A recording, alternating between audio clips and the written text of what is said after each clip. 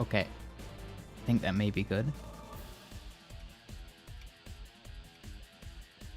Hello, hello, hello. Hello, everybody. Hello. I don't know why I said that like... I don't know why I said that like that. Hello, everybody.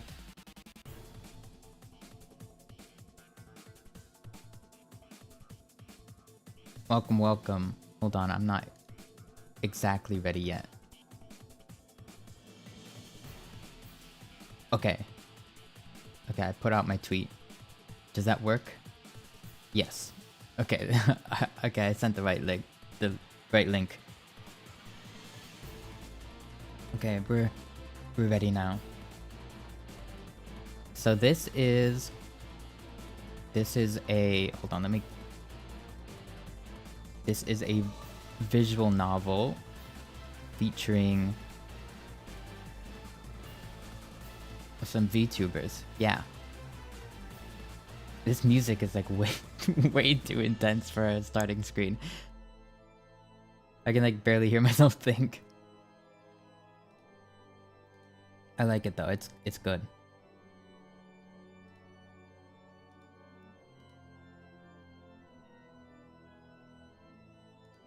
Hold on, I need to close out of some tabs.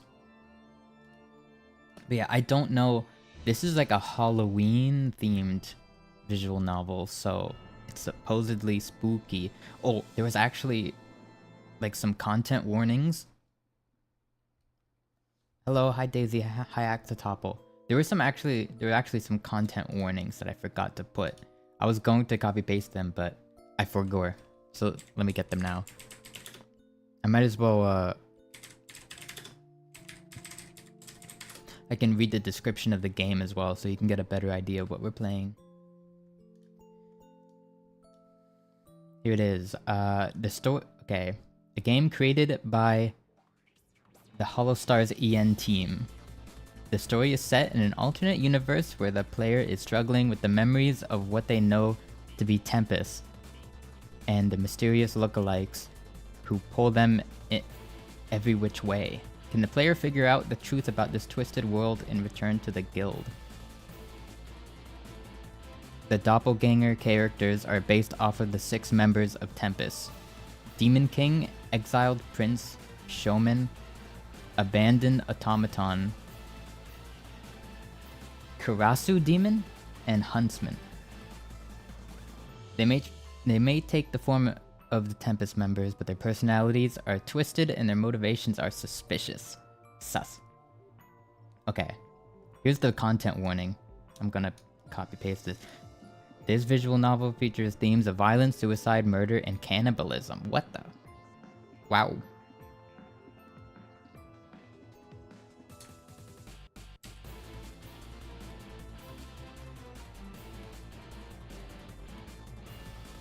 I'm just going to copy paste that verbatim.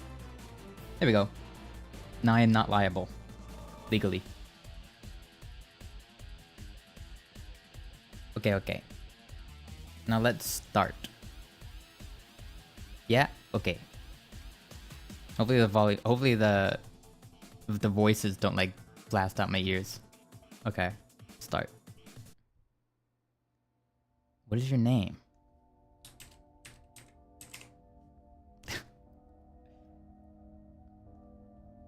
Very spooky vibes. I mean, this was a Halloween game, so it makes sense. Are you sure? Yeah. Yes, ... I am Aloise. Oh yeah, this is a visual novel, huh? I mean, I know what visual novel interfaces look like. I like don't play them at all though, so probably going to... Oh yeah, you can save. Oh yeah, this is supposedly has like a bunch of roots and also like a true ending. Time to read. Okay, yep, I'm Alois. That's me. That's me. An empty hall. Or is it more like a cave? You wander the empty space for what feels like an eternity before happening upon 6 doors. You sense different but vaguely familiar presences on the other side. I bit my tongue. On the other sides of each. Inhale, exhale. Dottle, dottle, dottle. Inhale, exhale. Yeah, I'm not a reader.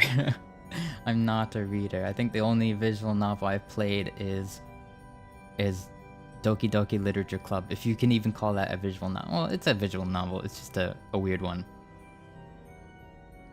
This is like a good first for me though, because I actually this is just about,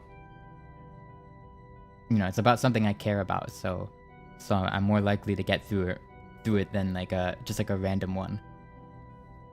Somehow you know that your journey won't end until you've passed through all of them. You may take as long or as little as you'd like, but you must still pick a door. Door to fate? This is... wow. Okay. Now then, Alois, which will it be? Oh geez. Oh, okay. We get choices. I hope they have... I think they have voice acting, so I'm not gonna have to read everything. Thank God. What should we do?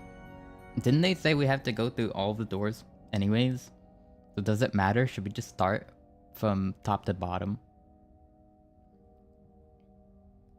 There's voice acting? Okay. Yeah, if you don't know, if you don't watch any of these VTubers, this is Altair, this is Axel, that's Bettel, Haka, Shinri, Fleon. Okay. I'm just gonna start with him. He's the first. The bird guy? Oh yeah, that's Haka. He's purple. The ice plane of Elysium. After I passed through that door... Wait, what? After I passed through that door of many in the dark, I'd wound up in an unheard land. What? What? It's like, I'm having a lapse in brain matter right now. I'd wound up in an unheard of land called that. What? Am I stupid? Or that sentence is giving me conniptions. I recognize no one. The villagers seemed kind enough, albeit hesitant, to step out of line to speak with me. I had noticed their looks, though. They know I'm not from here. 3 days spent here, and I'd already heard the barkeep whispering to his regulars. It may be because of how I'm dressed. How am I dressed? Everyone else roaming the streets is so aristocratic, robed in furs and lace. I try asking as many people as I can about the guild hall, but it's no use. Nobody knows what Tempest is. Yeah, if you don't know, Tempest, the VTuber group, is like a guild, like an adventurers guild. And Altair is the leader, which is who we're about to meet, I'm guessing. I seek shelter from the cold weather in an empty library at the edge of the city. Altair, the leader of the guild Tempest, had always advised me to research before digging too deep into unknown territory. Whoa. Music, hello. Why the books look so like blurry? They look like it's like kind of oil like painting-y. But it's only on the books. I don't know if you can see my mouse.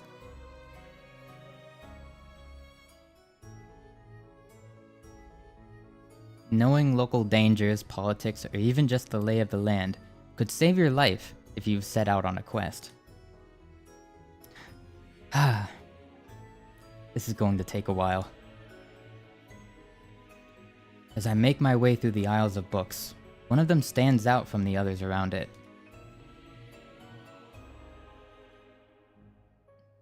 Books are annoying. True, only suckers read. Elysium's Truth, it's titled. Elysium's Truth. Drawn in by the title inscribed on the spine, I reach for the book. Whoa! An elegantly dressed man brushes hands with me. It's like that. I don't know if you know like that meme of like the person reaching for like the soup can, and they touch hands with someone, and they're like, oh, Hatsune Miku. It's a very, I don't know, it's very specific comic that I'm thinking of. Poised and refined, when he looks at me, it's as if he's gazing upon an insect. Oh, okay. His expression is as cold as the weather outside. Also, wait, how was the... Okay, the music seems fine. Tell me if it's like too quiet or too loud or something. But it's a face I'm familiar with. My eyes do a double take over him. It takes a moment for me to comprehend his expression.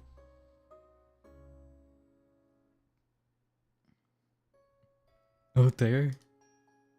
Oh, Altair? ...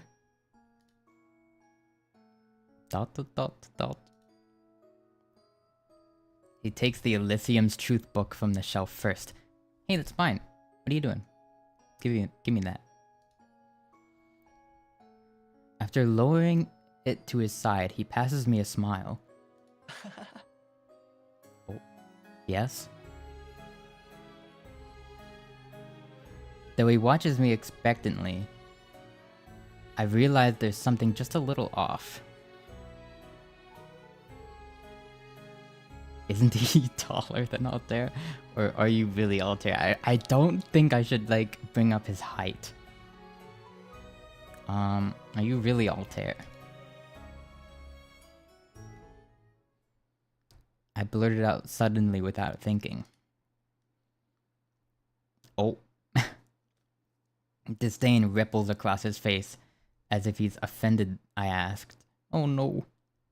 Maybe I should have saved. But in the next blink, it's gone.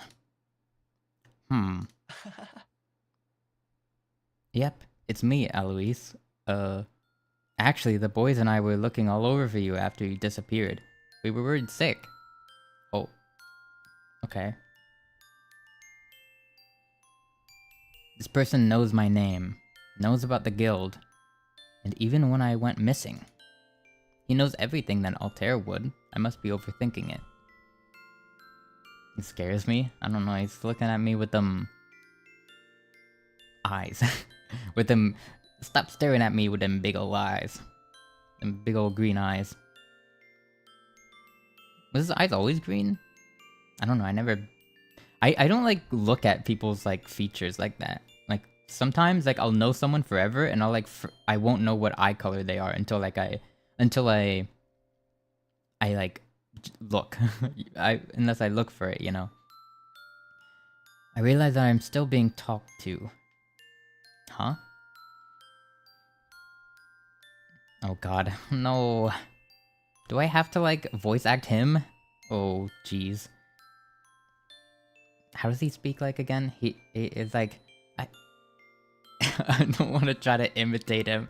Oh no, I'm gonna offend... I'm gonna offend, like, someone if I try to imitate all the members. I figured you might be trying to pick up one of your own. But you wandered out this far. Like my Halloween costume? That's not how he sounds like. It's just me. Whenever I try to do people's voices, it just ends up being me. So I can't. Maybe to ease my anxiety, Altair lifts the end of his cape and slings it behind him, so it flutters. Oh, he's got a little pizzazz. Come to think of it, my last memories of the real Elysium had been around Halloween too.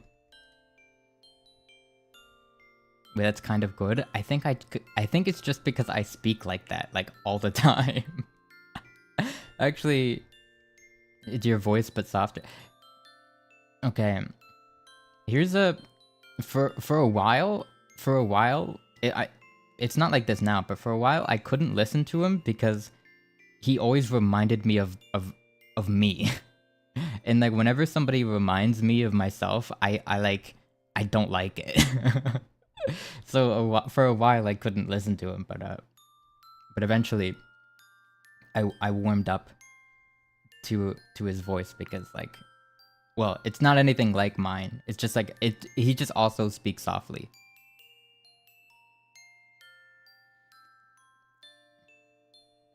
Or nar. Yeah. Whenever someone reminds me of myself, I like cringe mega hard.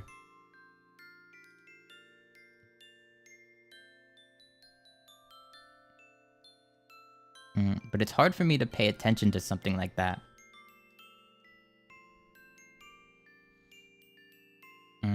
If I'm honest, I don't know where this place is, or how I wound up here. I've never seen a place called the Ice Plane on the maps back in the guild hall. Most people haven't. Guild newbies especially don't get access to those kinds of maps. After all, the Ice Plane's a dangerous place. I'd be crazy to send any of you guys this far out. That makes sense. I was attacked by monsters on the way in. Wait, was I? I managed to handle it by myself, though. Oh, we're strong. Must be thanks to your training. No way, that's all you. Don't sell yourself short. I feel less on guard. Any difference I'd sensed really must have been my imagination. We should get some rest before heading back to the guild hall, yeah? If we turn in early tonight, we can leave first thing in the morning. Altair slips the book we'd both taken interest in somewhere on his person. Is that okay? Don't underestimate Tempest's connections. I'll fill the owner on it later. Come on, Aloise, let's go home. Okay. Where's home? What? Huh? Altair and I venture through the Ice Plane Kingdom streets. He leads the way with his unusual charisma, with his unusual riz, and I follow without thinking. We reminisce about the other members of the guild. He even tells me funny stories, one at a time, about all of them. From times even before I joined. Wait, I'm a part of the guild? When did that happen?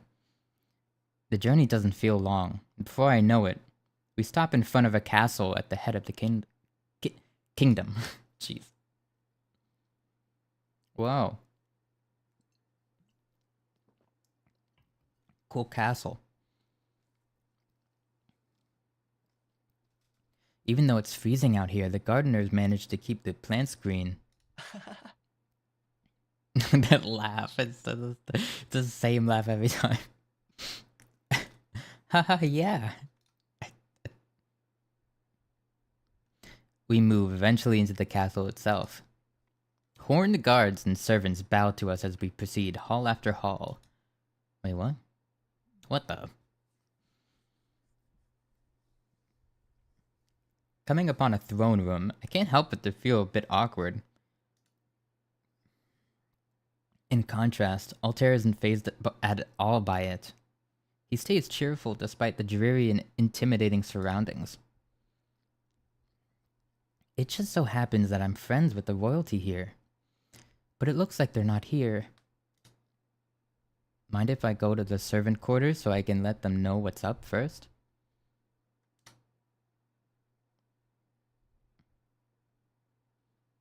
All things going well, we'll enjoy a full 6-course dinner and a huge fluffy beds to sleep in tonight. I'll be right back.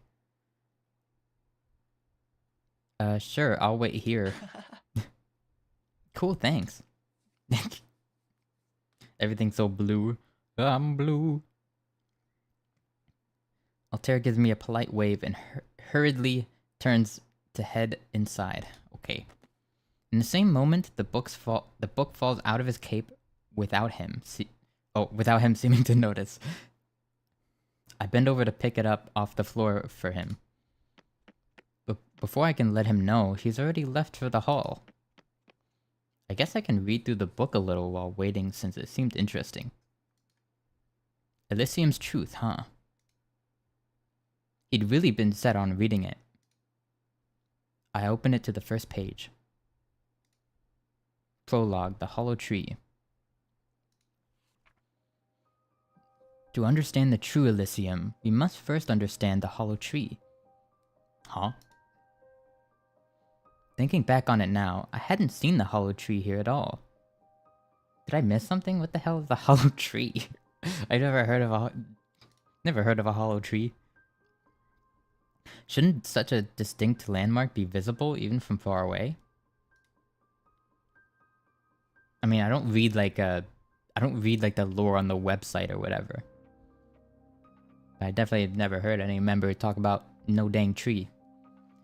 I continue skimming the pages one by one, flipping through. Yeah, hollowed tree. Hollowed tree. That's what I meant to say.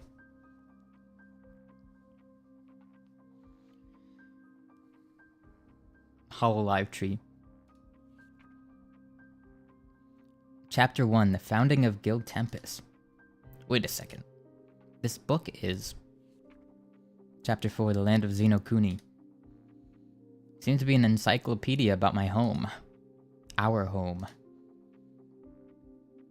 Why would he be so set on reading about a land he lives in and knows firsthand? Sus. He's our leader. He's the one who led so many of these expeditions. Am I late? No, you're good. Another chapter title towards the end catches my eye. Chapter 10, Return to the True Elysium. What? Return? As in we're not already there after all? Whoa. A jump scare. Don't scare me like that. I jolt and drop the book when he suddenly comes back into view. Blue man jump scare. Whoops, forgot my book. I'll need to take that with me. Altair crouches to collect it from the ground. As he dusts the dirt off its surface, I collect my breath. No, I wanted to save. That sounds too dismissive. I'm gonna ask him. What's so special about this book? Altair. It's like the movie Caroline. I don't know anything about that. Okay, I'm gonna save now, since I remember. Sure. I don't know anything about visual novels. What's so special about this book, Altair? Yeah, Altair. ...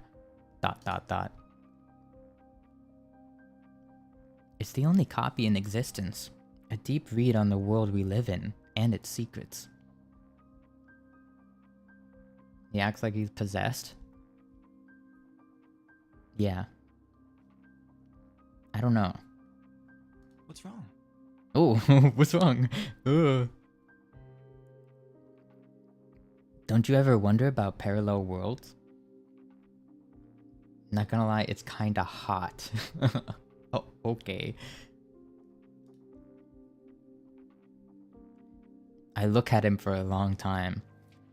Yeah, I give him that 1,000-yard stare. It's like his eyes see straight through me. Like they see something that I don't. Not really. You mean you've never wondered what another you might be like? I just try to take things day by day. I've got enough to deal with.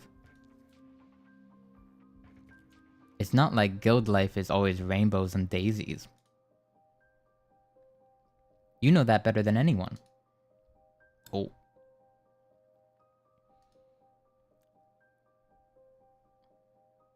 Wait, what? Oh, okay. Was that just an extra dialogue or something? Don't worry, I don't want it, I guess. Don't worry, I don't want your book. I just want to know who I really am. Silly Eloise, we're in the ice plane. The ice plane? It's a dangerous land of demons, far from Central Elysium.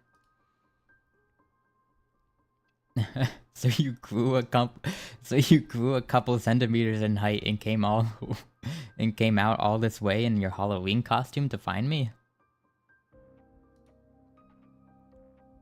Saying it out loud actually makes it sound all the more ridiculous. The boys and I split up. They're checking the other areas like the fire plane and skeleton country. Skeleton country? That sounds metal. That sounds awesome. I want to go there. The world we live in is bigger than historians ever let on. When the land is overrun by corruption beasts, it makes sense that only the strongest of adventurers are able to document and publish their findings in maps. Plenty of people never make it back. Ooh, okay.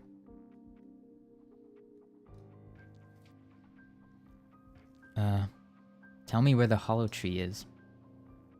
Whoa, I got a key. Yeah, I want to go to the skeleton country. Tell me where the hollow tree is. It's too far to it's too far to see from here. But it can be seen even from Xenokuni. Something so big wouldn't just up and vanish. Okay, repacking. Not unless we were on another plane of existence or something? Dun. Look, Altair, I just want you to tell it to me straight. Tell it to me straight, Doc. What's going on? What's going on? Sorry. You're lying to me. No, I didn't have it ready. You're lying to me. Boom.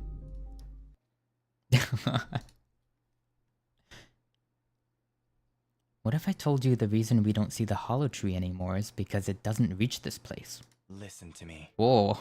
Okay. I'm listening.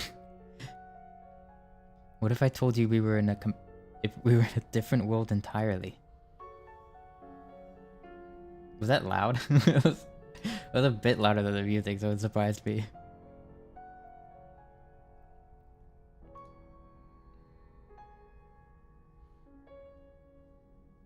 That the world we're in now is some kind of subworld anomaly. It's temporary and will likely only last for a season.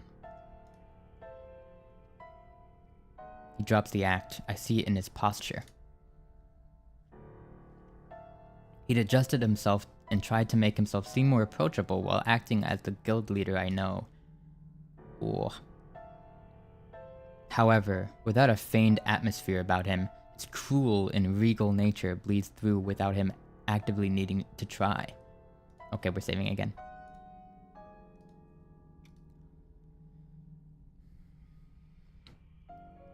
Oh, we got choices. We got choices. If you told me that, I'd believe you. Are you afraid of this world disappearing? I want to know your real name. This sounds like the least threatening, so I'm gonna say this.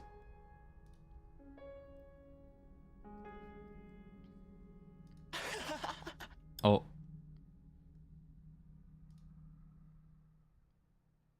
I'd asked him out of sincerity, but he laughs at the question in a mocking way. He takes a moment to collect himself before his face slowly returns to its original state. Don't be ridiculous. Listen to me. Oh. Before anything else, I need something from you. Why should I trust you? Very well. Very well. Just how much of that book did you read? Altair's lookalike tests me. Ooh. Not very much, honestly. I was like, I was only skimming the chapter titles. So you saw it then. Which part? Chapter 10. Return to the True Elysium. I saw that, yeah. Wow, what a good liar I am. The True Elysium is probably my home, isn't it? Where the real Altair Altair is. real? Crap, maybe I shouldn't have phrased it like that. Phrased it. I can't meet his eyes for some stretch of time. Seeming to let what I'd said pass through, the stranger speaks once more. Listen to me. Dear Alois, allow me to make things very clear to you. Not voiced over? Yeah, they have some... They have some, like... I don't know what... Like... they have, like, phrases. Or... I don't know. I guess that's how it is in most visual novels. It is a lot of dialogue, so I understand. But me no like reading. Did I read this already? Dear Eloise, allow me to make things very clear to you. This book holds secrets that only you, as a resident of the other Elysium, can help come to fruition. Neither Elysium is any more or less real than the other. Despite knowing that, you'd like to see the Tempest members again, wouldn't you? So again, he takes my wrist and pulls me closer. Whoa. Oh, hello. just closer. His voice is low and whispers into my ear, one syllable plucked evenly after the other. I need something from you. In exchange, I will help you return to the true Elysium once you give it to me. But while it is true that I'm called the Demon King by rivaling lands, I can be quite benevolent should one know when to humble themselves and simply obey. Demon King Regis? You're Demon King Regis?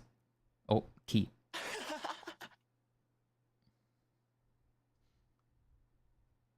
Even the blue? I'm pretty sure those are green eyes. Are they not? They look green.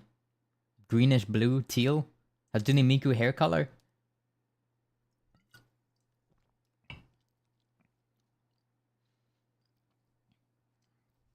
Sublime. So you've heard of me through him.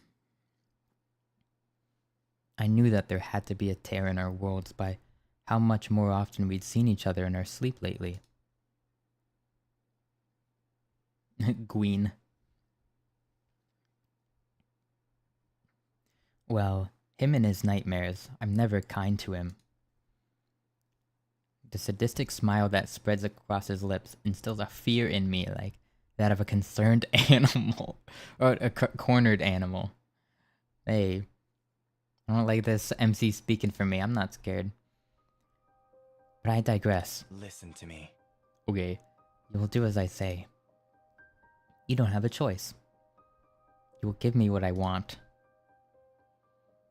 I don't think hitting him is gonna do much. I'm just gonna run away. All I know is that I'm in danger. I gotta get out of here. I never guessed that Regis had been real. I struggle out of his grip and bolt for the door as fast as I can, and the sounds of my footsteps bounce all about the throne room walls. Oy. Oy. Anywhere is safer than here. Oh, okay.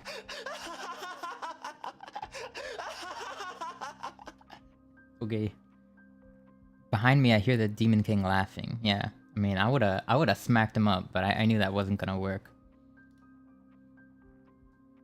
His laughter cuts short abruptly when the door comes closer into view. True to his demon title, the king commands the attention of all of his servants. Enough of this. Guards, to the dungeon. I got another key. Or is that just like a loading screen? It just like shows up for a split second, so I don't know what it's supposed to be. ... I'm not sure what happened between then and now. What the? No, I would've Usain bolted out of there. There's no way. At the mercy of the Demon King's servants, I can only guess that I was knocked out and dragged to the dungeons. It would make sense. The floor under me is wet, hard, and cold. I taste my own blood in my mouth. Oof. Oof! OMG, VTubers are real? Based on a true story. When I open my eyes, I see the Demon King through the bars watching me. He stares me down from a high place without compassion or care. The book from the library is in his hand. I think I catch a glimpse of a weapon on his hip. He gives a page in the book one last look over before throwing it away behind himself. Listen to me. I need the keys. The what? My voice croaks out, unrecognizable to my own ears. Oh, so was I like, the what? The what? What was that? That was like a, I don't know.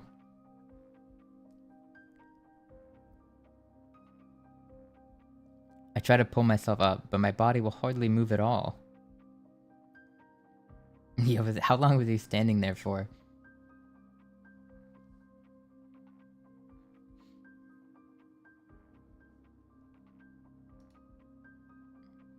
The guards must have really let me have it before.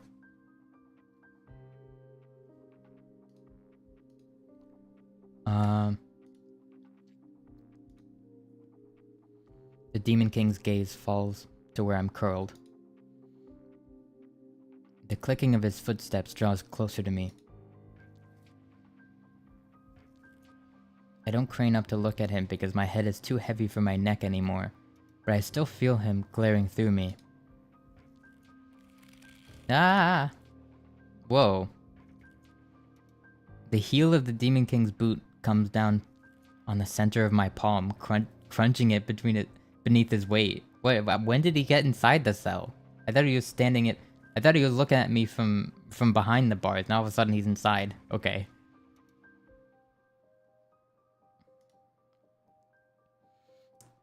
Tears blur my vision while I try to free my hand from under him. He chuckles at me when I do. Without remorse, the Demon King twists his heel further into my palm. Ouchie! Ooh, ouchie! Very well. We'll have it your way, Alois. I'll play with you as long as you'd like. After the tendons in my hand give out from under him with a shatter and a snap, the Demon King elegantly lifts his foot as if he'd done nothing out of the ordinary. Cruelty is as natural to him as breathing is. Wow. Wow. The barred iron door creaks from above me as I start to sob. Wait. I just imagine. Wait. The Demon King's figure casts a deep shadow over me when he lets himself into my dungeon cell. Taken from a what? A candelabra? What the hell is that? Just outside through the bars, he tips a burning candle over where I lay on the ground. HH. Scalding hot candle wax splatters across the side of my face and neck. Why? I spasm on the floor and try curling into myself to protect myself. Ouchie. Oof, ouchie.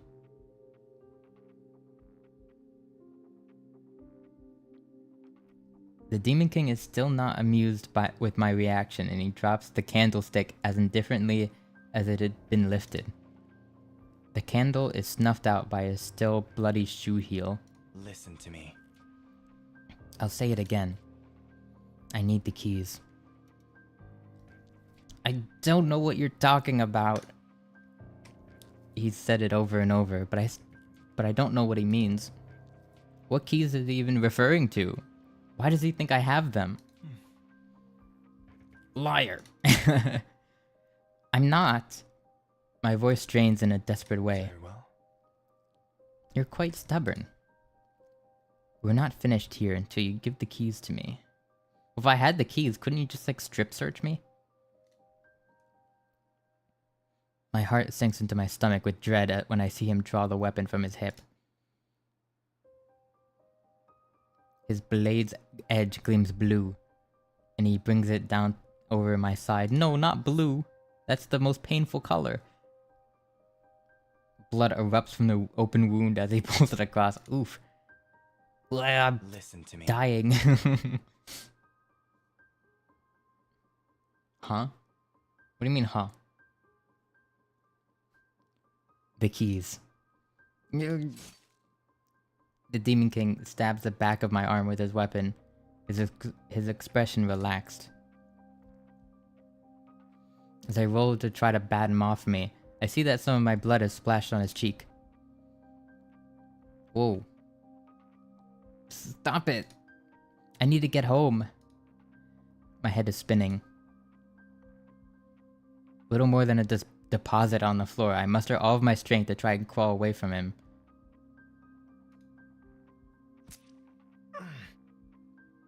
I need to get back. Ouch. To guild. Yo, it's hot. I'm dying. Tempest. Pain. I'm losing the ability to understand what's happening. Is this torture? Am I dead yet? I love broken text. It's so funny.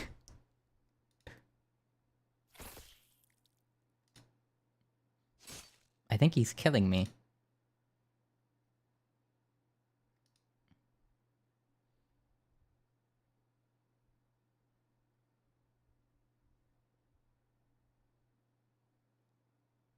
Give him some brown contacts. You have acquired one key. What? What? Ah, there you are. Oh. What the? What? What do you mean? What do you mean? Hmm? What do you mean? So I got a key. That's cool. Oh, I see. I have to get all of the endings, and then I win. So I have to go through all the doors. So wait, do I have to start again, or do I load? I'm confused. No, I would have to start again, right? I'm just gonna start again. Right? Is that how it would work? IDK, I don't know how these work.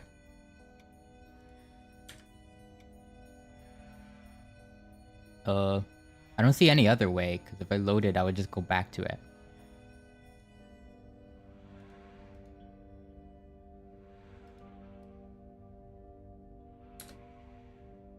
Yes.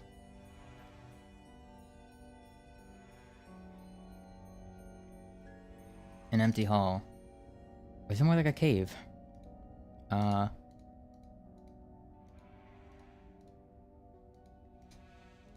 Okay.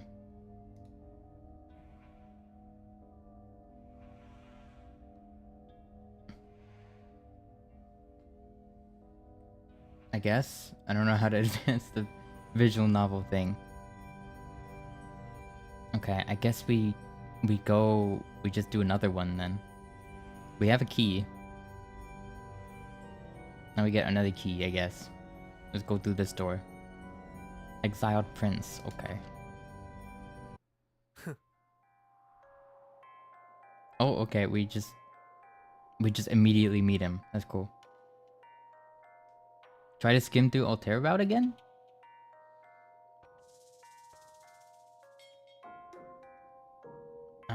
I don't know.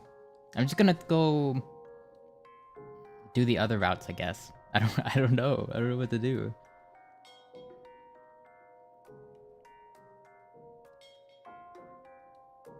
Hold on.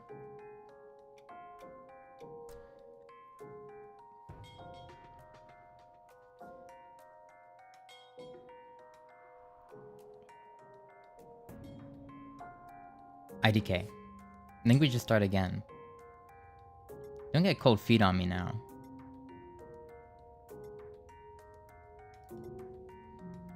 I told you what you need to do, remember?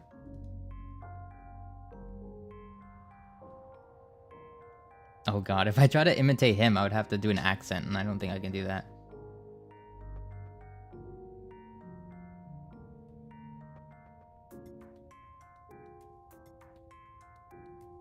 Yeah, I'm pretty sure it would have ended the same way. Because it said... What did the... I think the thing said... The description of the game said like 6... It was like 6 endings and then 1 true end. So I think the 6 endings are just the 6 doors. So I don't think there actually is a point. I don't think there actually is like... I think it's like an illusion of choice thing. Which is fine. I'm not gonna try to do an Australian accent. We'll need to head into the Demon King's castle and take back the flame shard he's gotten locked away in his throne room. Say it like it's going to be easy. Isn't the castle highly protected? Well now. Oh, okay. He isn't even doing an Australian accent.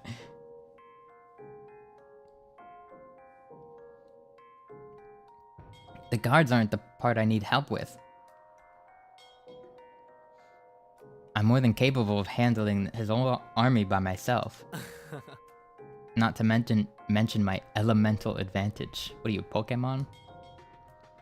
The exiled prince dismisses my concern with a flippant lift of his shoulders. After being attacked in a land called the Fire Plane by a horde of other devils, he'd eventually come to my rescue. It's been days now since I passed through that door in the abyss. I'd immediately noticed his striking visual similarity to Axel Sirius, the guild's gladiator, but when I asked him about it, he just laughed at me. With a heap of devil bodies lying unconscious at his feet, he'd offered to help me get home at the cost of a favor. The exiled prince is laid back, relaxed, and unsettlingly cunning. What a word. I was almost defeated by that word there. He's the type of person who seems open but actually keeps many secrets. Why are you telling me his autobiography right now? No, it's probably a prologue route. Like, introduction, normal route. I don't know what that means. But I still owe him my life. Also, this game isn't very long. We could probably beat it in one sitting. Like, the install size was like... It was like 400...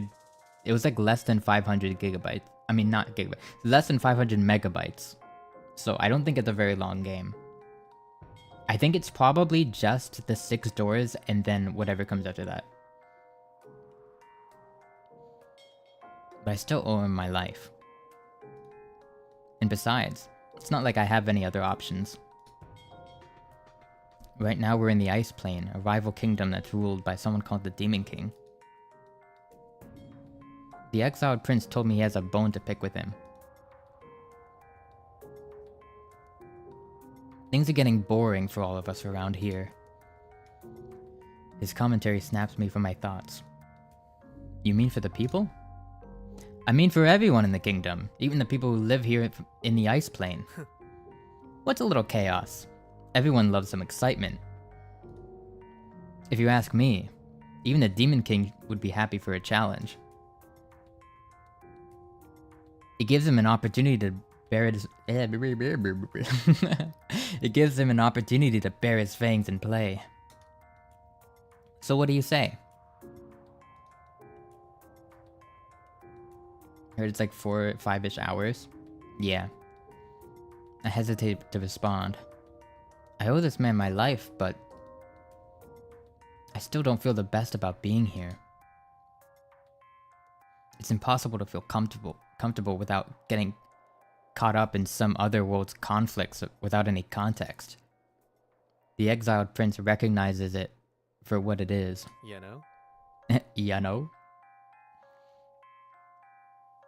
This is the only way to get you back to the world you came from, Alois. And I suppose you're good looking enough to keep around my castle, but... What? What? Weren't you worried about getting back to those Tempest people you mentioned? If you humor me, I'll handle the scary parts. Okay. All I really need from you is for you to take the flame shard from the king has placed it. I'll save. Hey, hold on. Oh,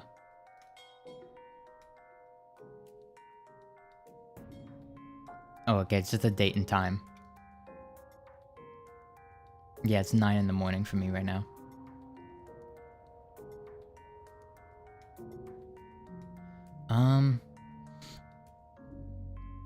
What does the shard look like? Okay, well, what does the shard look like? It's a huge, bright red rock. You know? You know? Not too different from the kinds you see in museums. And maybe about the size of a human brain? That's a very specific comparison. You can hold it in your hands like this. The exiled prince makes a cradling gesture in his hands as if it'll help me visualize. Good morning. Good morning. It's a little weird. And he looks like he's holding an invisible baby or something. What? Okay, well, seems simple enough.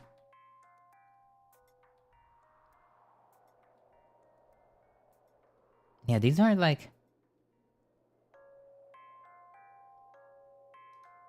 Okay. Why me? Wait a second. If you're so strong, why do you need me to help you? Can't you just go in, take everyone out, and then get the shard for yourself? Huh? If it were so simple, what use would you... how to put this? Whatever. Whatever. The truth is, the flame shard's been cursed by the Demon King. Cursed? So he wants me to curse myself then. Frick. There, I did it. Well now. No way. Hold on there. Before you say anything, you're wrong. The curse only has effects on the residents of this world. And since you're not... Can you really be sure? I doubt you have any way of knowing firsthand. If visitors from other worlds came in all the time, your kingdom would still be the strongest in the land. Right? I'm only assuming from what he's told me so far. You're a good listener. It frustrates me that he doesn't seem even a little rattled by what I said. You know? You know? You know? You know? But if you want the only answer I have for you, it's because everything that's happened is part of a prophecy. Well, the prophecy. You being here was prophesized hundreds of years ago, when the Fire Plane was still the strongest kingdom in Elysium. The prophecy foretold that there'd be a time where the Ice Plane would overtake our land, in which the Flame Shard would be returned to us by a mysterious visitor not belonging to this world. It's a cool story, isn't it? Not to mention that the fate of my kingdom seems to revolve around you. You know? If you ask me, you should be flattered. You're the answer to saving this land from the Ice Plane's corruption. Surely you must feel even a little important after hearing all of that. Okay. Why do you need it? Does it do something special? Well now. It returns full power and life to the Fire Plane. You probably noticed that the devils who attacked you when you first got here were incapable of speech or understanding. I do remember that. The devils were humanoid, but hadn't responded or listened to me. They'd been intent on swarming and attacking. You know? As long as the flame shard is missing from our kingdom, the devils are doomed to live like that. Without thought, incapable of understanding their surroundings. But you weren't affected. How am I not surprised that you're so skeptical? It doesn't affect me because I'm a royal. The flame shard is an artifact of my bloodline. That makes some sense. But definitely not as much sense as I'd like it to. So, after you return power and life to the Fire Plane, you'll be able to return me to my homeworld? Yeah? You know? Ya know? Right. Because then me and my devils will return to our usual magical potential. I wonder if I can go into the game files and just pluck those sounds out. That'd be fun.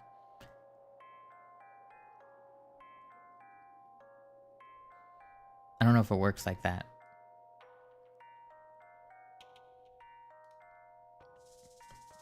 Devils tear through realms all the time. It's a piece of cake for us. Anyway, let's not beat around the bush. It seems more promising than roaming the world aimlessly and making an enemy out of the Fire Plains ruler. What other leads do I have? Reluctantly giving him a nod, I follow the exiled prince into the castle. Okay.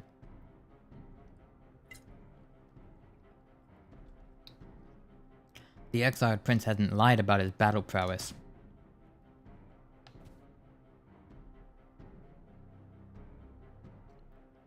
Fearlessly and without care, he'd taken out one guard after another. In a devastating combination of fire magic and physical combat, he'd proved himself a force of nature. He really hadn't needed my help when it came to a fight. Why do I feel disappointed?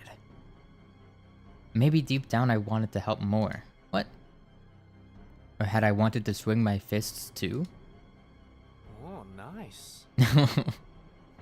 Oh, nice. That's what I do when I win a fight. Oh, nice. Exciting, see? Well now. This way, we're almost here. Oh, we're back here.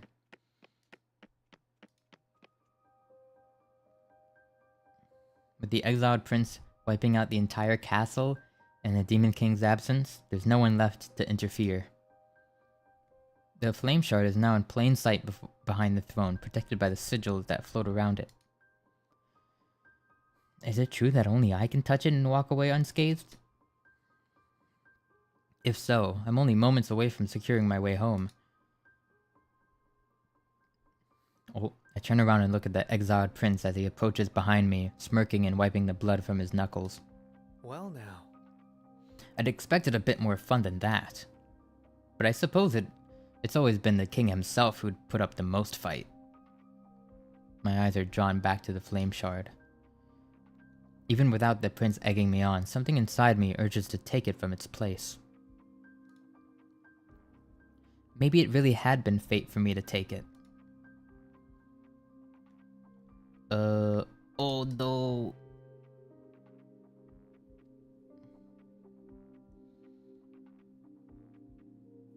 I didn't save. Well, I saved long ago. I don't know what to do. Something tells me it's gonna end up the same way no matter what, but, should we just YOLO it? I'm gonna YOLO it. YOLO! I'll do it. It takes me a moment to swallow my fear, but I trust my intuition. I anticipate the worst. I wince and anticipate that I'll be burned, but to my surprise, my fingers slip through the sigils. I clasp the flame and I clasp the flame shard in my hands. Though I'm not looking at him, I can feel the exiled prince's excitement bubble up behind me. See now? That wasn't so bad. I withdraw the shard and pull it to my chest. Oh. In the very same moment, the icy castle seems to thaw all around us. Oh, nice. Ah, that's our cue. We should be getting back to the fire plane. What's happening? No time for that. Let's go. The floor begins to shake beneath our feet and I stumble. Right. Oh. Whatever is going on is dangerous. And a little exciting. Okay, bro, don't get ahead of yourself. What's this feeling? As the prince and I make our escape from the ice plane castle, I feel the warmth of the flame shard spread as it's flushing through my veins. As if the ice plane's impending demise is... Oh, hi Chalice, welcome. if it's shaking, as if the shaking of its very foundation is a little fun to see. Beautiful, isn't it? Yeah, actually. Yeah, it is. I don't understand why I think so. We reached the fire plane. Back in the safety of the prince's castle, time finally seems to catch up to us. After taking the flame shard back to its place, hidden deep in the dungeons, the exiled prince returns to my side with a big smile on his face. Oh, nice. Home sweet home. And with that, everything is almost back in order. The kingdom was starting to crumble, is that right? I need to confirm. Something like that. More important than that, it's reverting to its original state. It was part of the fire plane before the Demon King took over. We just have to wait for now, see what the Demon King does. What was it like before? I can't help but to be curious. I want to know why he's so set on getting back at the Demon King. It was a lot more fun compared to what it's like now. My old man was the last king of the fire plane before the Demon King offed him. His father was murdered? I can see why he'd hold a grudge. I'm really sorry to hear that. Huh? Oh right, humans think that sort of thing is sad. He raised you, didn't he? Or, I said that. He raised you, didn't he? Nothing like that. To be honest, I was kinda happy when he died. Whoa. How can he admit something like that so openly? I feel myself frowning. I just give him the... You know? What? It's the truth. More room for me to have fun that way. Don't act like it's such a bad thing. I don't even know how to reply. So this is how a devil prince thinks. Daddy issues. I don't think it's daddy issue, I think he just didn't care. My exhaustion is beginning to catch up with me. But I can't let him forget about our deal. Now that it's over, we should rest up for the night. Go ahead and make yourself comfortable. I stand my ground. I'm not staying any longer than I have to. Tomorrow we're going to use the flame shard to get back to my world. Understood? Sure, okay. No need to be tense about it. I'm a man of my word. You should scurry off now. It's been a long night, You know? But I guess we could make it even longer if you're stubborn and want to.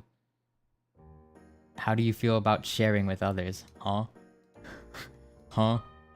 What? Sharing with others? You? What? No, don't make it weird. I'm going to bed. I can't believe this. Suit yourself. Good night, Alois. Okay. And with that, I make a hasty exit. Yep, I'm out of there. After winding down and when I lay in bed, I keep thinking about the ice plane. What happens to it from here? Should I have helped? Whatever. What happens in this world is none of my business because I'm not a part of it. I feel like we didn't do the right thing. I just need to get back to the guild. Well now. Oh.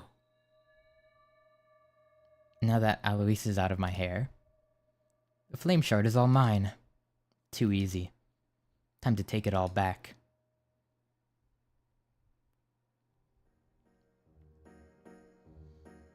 This game is giving off Arcana Twilight. I've never heard of that. Frick this world. I'm up bright and early that morning. I searched the castle premises for the exiled prince, but I can't find him anywhere.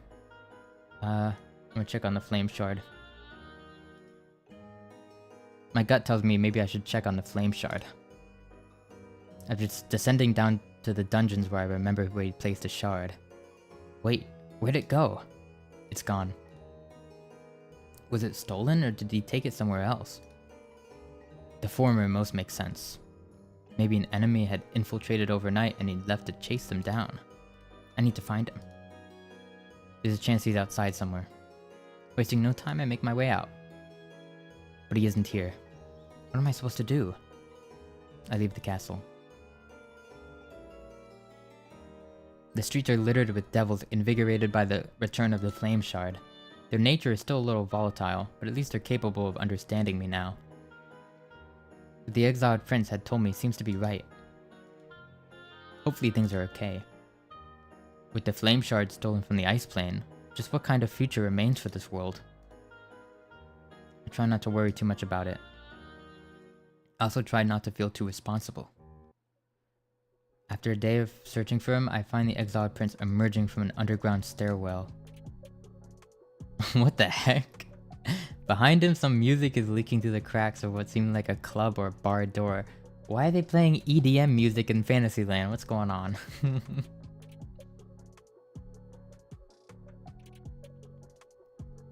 Where were you? And does he even know that the shard is missing?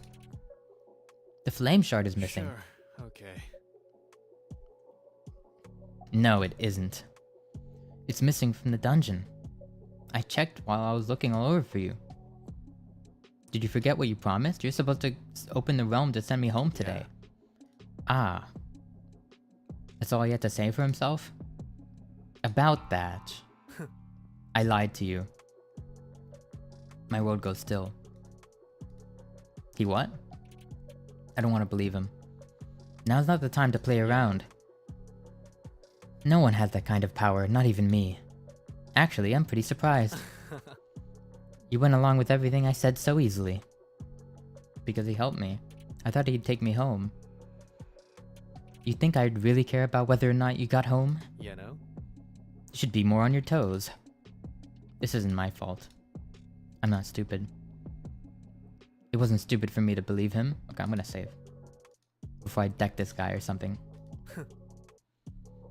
Devils like me take advantage of naivety. It's nothing personal. It's nothing personnel, kid. Oh, just part of our nature.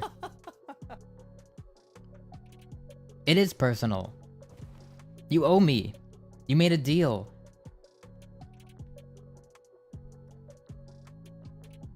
Once he reaches me, I shove him back into a webbed fence that lines the street. He's so unbothered all the time.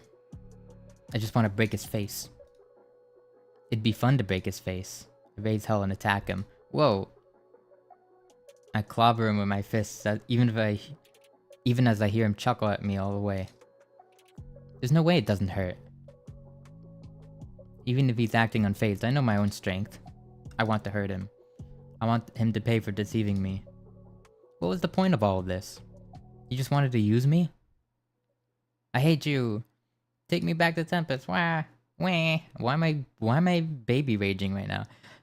Take me back or give me the black flame shard. What the hell? As I throw my arm at him, he catches my wrist and pulls it to his chest.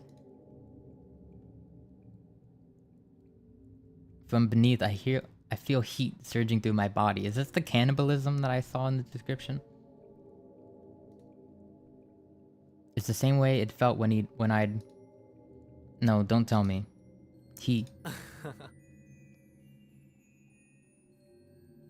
The flame shard's right here, Eloise. Right back where it belongs. He squeezes me gently. The warmth of the flame shard pulses with the rhythm of his heartbeat. So he has one. I don't know what it means. What does this mean for me? My body is shaking. His blue eyes rake over my expression and his head inclines as if drinking in the sight of me. Okay. And I think you're right where you belong too. I didn't force you to do anything. I saw it in your eyes. You're just like me now. I don't know what you mean. The prince runs his tongue over his teeth carefully. It was exciting.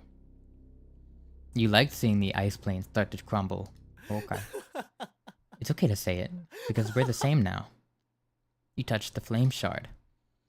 And now you're a devil, just like us. Oh. My fingers curl against the fabric of his jacket. What's your name? What's your name? It's Sirios. The name is familiar and foreign to me at the same time. I didn't think you'd tell me. I told you because you're a devil now. And more importantly, you're my new partner in crime. Okay. Whoa. What the hell? The sounds of screams. How beautiful the other Elysium had been that evening. On its last evening standing. What the hell? As Prince Sirios and I watched our world burn to a crisp, we reveled in the chaos together. In that moment I knew, found a new home for myself. I'd start a new one. A world far more beautiful than what I'd had before. Huh?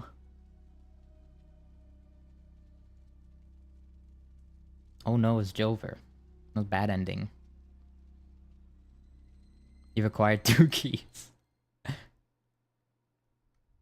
Wait, so was that the second key or did we just acquire 2 keys? It's not very clear. Okay, that was one of the endings of all time. Maybe I should have expected. I'm glad they're more creative than just like at the end they kill you. I'm glad it's more creative than that. But because that's unironically what I thought it was just gonna be the entire time. It's just them killing us. Okay, start. Let's go again, I guess. Round 3, baby. Alright. Yeah. Okay.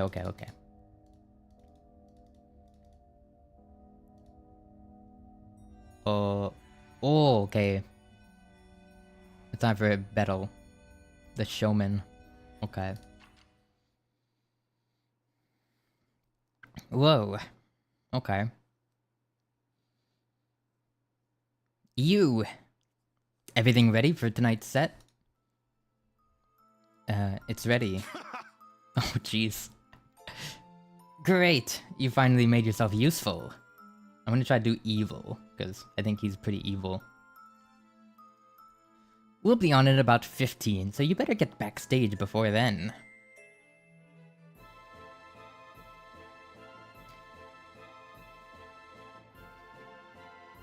Bettel, yes, B-E-T-T-E-L.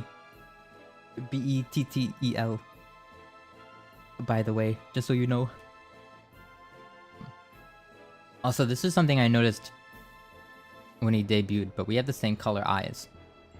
You can't see my other eye, but you're gonna have to trust that it's also the same color.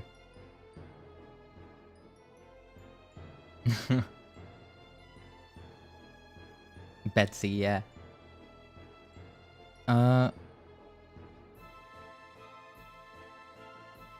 Could you tell me what I have to do for the show again? Oh, his face. I see his expression flatten. Seems like he isn't too pleased I asked. How many times have we gone over this? I think I overheard you going over it with someone else before, but this is the first time for me. You mean that wasn't you this morning? Does he not distinguish one person from another when he's talking to them? No, it was some person named Jimmy. Jimmy. He suddenly gets very still at the mention of the name. It's unsettling. It's not Jerry? Then again, hadn't the real battle been a situation with someone whose name started with a J before? Yeah, it was Jerry. That's him right there. Oh, you can't see my mouse, but I'm pointing to the skull on the desk.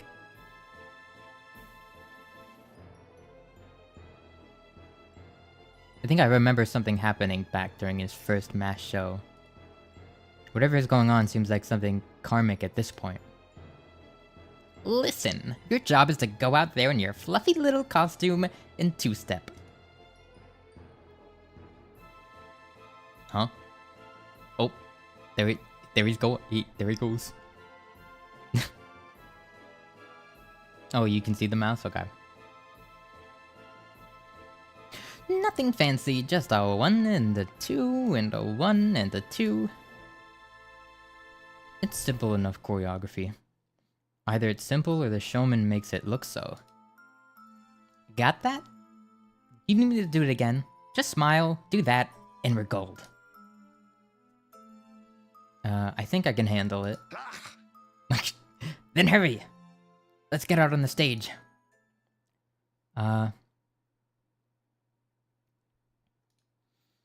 Don't you have other stage hands? Wah. He's goofy, even in game. Yeah. We wouldn't be in this predicament if I did now, would we? But you claim to be the best showman in all of, what is this place? Elysium. Well, Skeleton Country in Eastside Elysium anyway. Skeleton Country. This isn't Elysium. Elysium is where the real Tempest Guild members are. No place called Skeleton Country has ever existed. I know this is a fact, but it's not worth arguing about. Oh. Hello? Hello? We have a show to do. Sorry, I know. I just really thought you'd have other people helping. I mean, I used to, but none of them could keep up. Keep up? See the skeletons littered around the room? They'd been the first thing I noticed. The showman notices I'm watching him. After making his way to one of the femurs on the ground, he gives it a hard sweep with the edge of his boot. The bone goes airborne in the same motion, clacking noisily against the dressing room wall upon impact. I feel gross watching him.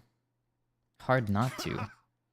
Those are the guys that couldn't do their job, so you'd best not test me and wind up like one of them. Oh. Alright, dude. As he's wearing a skull as a mask. He's pretty cool. His laugh comes off as so naturally at the suggestion of murder. As I watch his shoulders shake, I feel as though I'm suddenly watching our interaction from outside my own body. My gut had been right. The bones aren't props at all. They really used to belong to somebody. You said when we first met that all the people in this area are skeletons. Hence Skeleton Country. Nice to know your ears work. So skeletons can die? It doesn't make sense. Nothing here does. It shouldn't surprise me at this point. Well, just skeletons. You're a skeleton too. The statement is about as helpful as I anticipated from him. The showman waves his hand flippantly. It's like the third time they've used that word, I think. It's clear to me that I've been absolutely dispensable in his eyes. I guess I'm just not another sack of bones. My life is a joke to him. Honk honk. Don't make brain-dead faces like that. People will know you don't know what you're doing. Hear me? We've got a stage waiting for us. To the stage. Let's-a go. Let's-a go. Yahoo! It's about time for the show, whether I like it or not. I don't want to end up like those broken skeletons in the dressing room. After tugging on the end of the costume gloves I've been forced to wear, I reluctantly follow the showman to the stage. Wait, hold on, I need to get more water. Well, I'll be right back.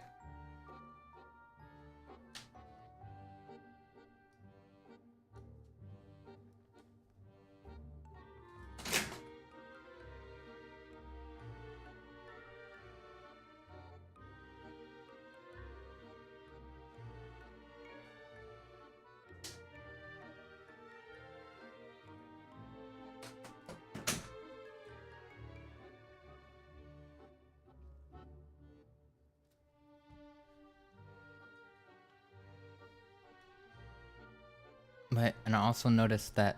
Oh, I also realized I have to go to the bathroom as well, so I'll be right back again.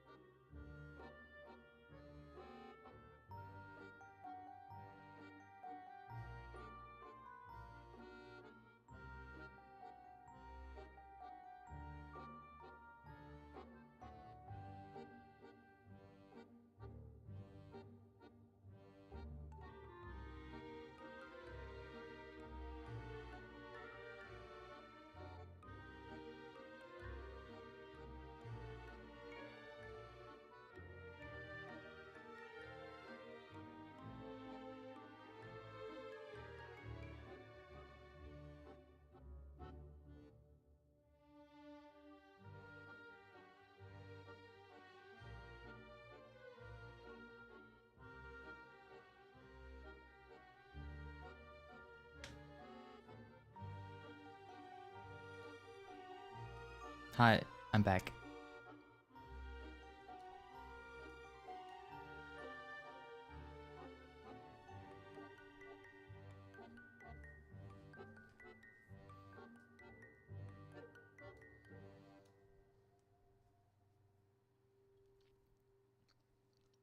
Weirdly enough, I think this one has been the most accurate so far. Because I think Battle is like he's always a bit goofy. And also he's like the only one who's actually hostile to his chat. Well, at least like jokingly, but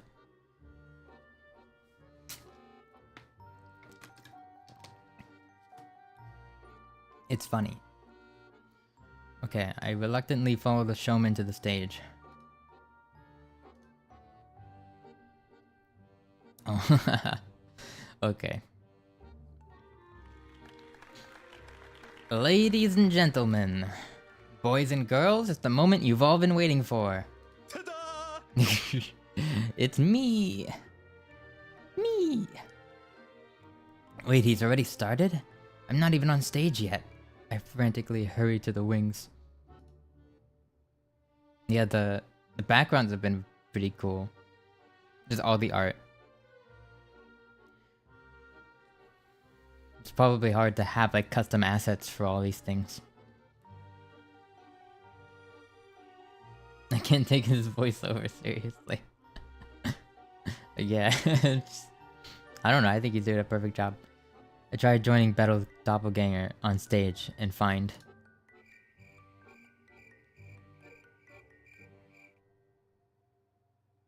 that there's nobody in the audience.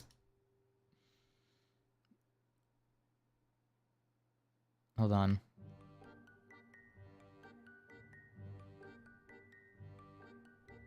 It hurts to imagine someone drawing it. Oh.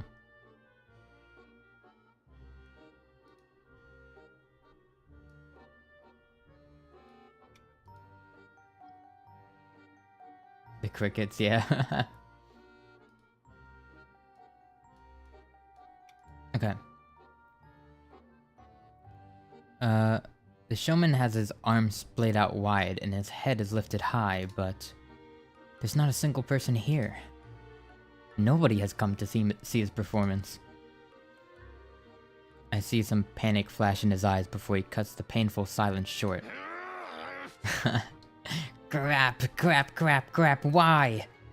His voice cracks with frustration and he stomps his heel once like a child throwing a tantrum. This is just how he acts. On stream at least.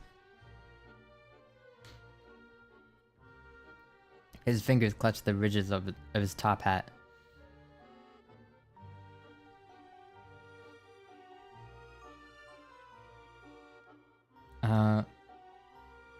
It was tonight, wasn't it? I come out to my spot and join him properly. Yeah, it was November 18th, 9:41. No mistake. Where are they?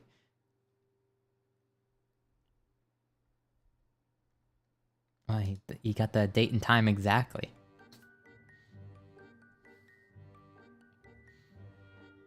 Was there anything else going on in Skeleton Country today? Anything else? Don't be stupid. My show is the most important thing there is for anyone living here. And they know what'll happen to them if they skip. I remember the skulls and bones littered around the dressing room. In any case, I should try calming them down. Where I come from, people have other obligations. Aren't your expectations unreasonable? I don't remember asking. He's so self-absorbed. Looks like I'm not being heard. I mean, if you don't want to listen to me, there's not much more on it I can say. Stay mad, I guess. Really gonna tell Lamau stay mad? Okay. Stay mad, Lamau. Lamau. Skill issue. And I thought for sure there were at least 3 other skeletons still around to come. 3's not a big number. Well, that's all that's left. Is there a skeleton birth rate problem or something? I'm still new here, so it's not like I'd know. It's not a birth rate problem. There were plenty of skeletons living here before. But now there aren't any. Take it from me, the ones that aren't here anymore weren't worth having around anyway. I don't think that's just something you can decide. Look. Oh, look. They had a chance and they blew it. Just believe me. The dwindling skeleton population. Is it this guy's fault? Are you really? Dude, they're skeletons. Why do we care?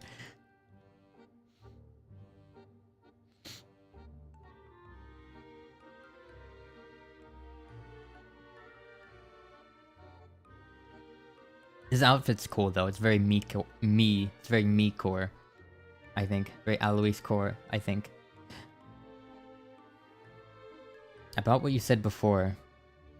Didn't you say that we're all skeletons? And... But you're not a skeleton. You're the only one here with skin, hair, muscles. Besides me, that is.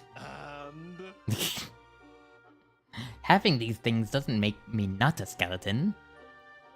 And I'm only this way because...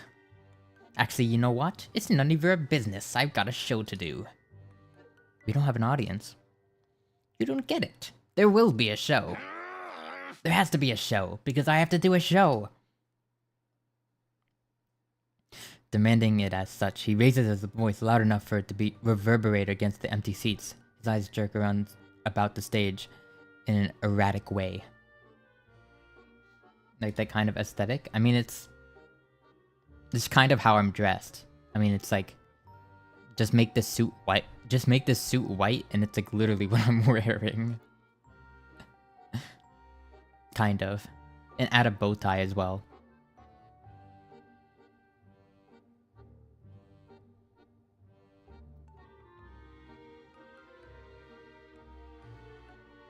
But yeah, I do like that aesthetic as well. I don't really understand where he's coming from. But some part of him seems afraid. Why would he be so stubborn about performing, even if there's no one... even if no one comes out to see? Get in the front row. What? Just get in the front row! Oh, okay. Maybe this is a life I'm doomed to lead now. One where I just submissively do whatever this crazy guy tells me to do. As I take a seat in the front row, I can't help but be reminded of Bettel's rehearsals back in the Tempest Guild Hall. Those times have always been much more of a two-way street than this. Bettel had always understood the importance of keeping his audience happy. And And even though the showman guy looks just like him, their motives for being on stage couldn't be any more different. Wow, a crowd of one today. You really came out all this way to see me?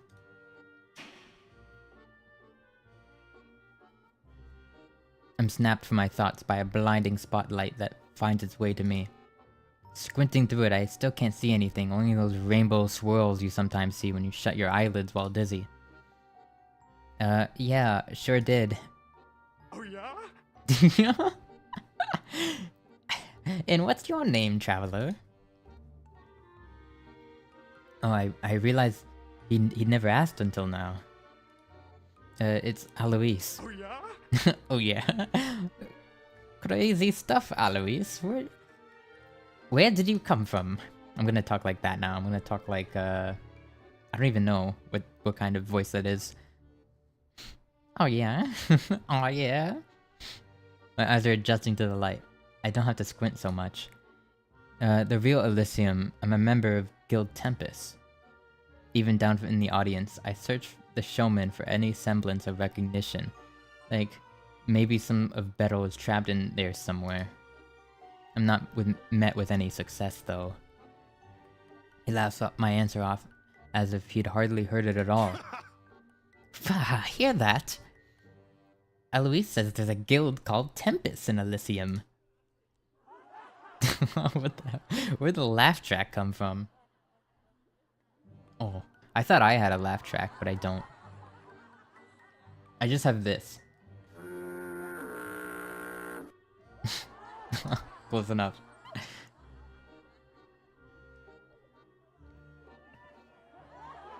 I turn in my chair to check, but the hall's still empty as empty as it was.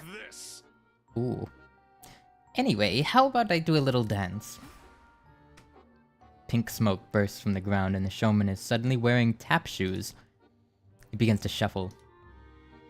He builds a quick rhythm, feet scuffing against the stage with the finesse of someone who's taken lessons their entire life. I hate to admit it, but it's not bad. I don't even think the real Gavis Battle can tap dance. Cheer for him, yeah! Yeah. Woo yeah, woo yeah. I'm not about to be a bad sport about this. This guy's talented. The showman seems delighted by my response. He does a twirl. How about this? Anyway, how about I do a little dance? What? Wait, what? This is just the same thing. I hate to admit it, but it's not bad. What? Wait, what? What? Was that like a time loop? What the heck just happened? I'm gonna cheer for him again. Ta-da! How about this? It just loops. It just loops infinitely. Ta-da! How about this? Is that intentional? Or is that a bug? I genuinely don't know.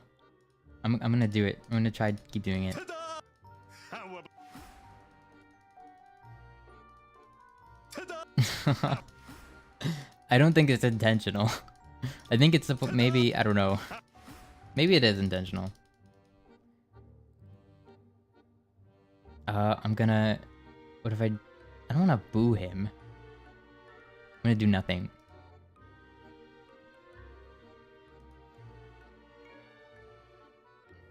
As I study it, I realize that something's missing from this performance. I don't do anything, I just stare.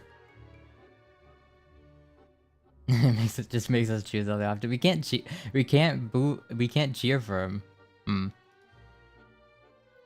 The sound of his tap shoes gets faster and faster.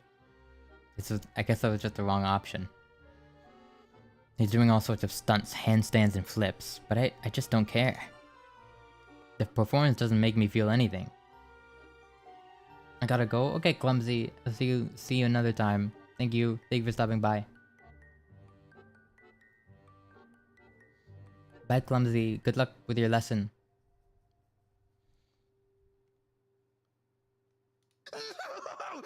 Oh my gosh. I feel bad for Evil Battle. Enough of that, yeah? There it is. That scared sound in his voice again. Is he okay? In the blink of an eye, his tap shoes disappear and another puff of smoke until he's back in his regular shoes. How about this? Knock knock. Remember them, the only person in the audience. Who's there? Oh god. I'm Justin. You're Justin who? Ta-da! What the hell? I'm just in your bathtub naked, so don't call the cops. What? I'm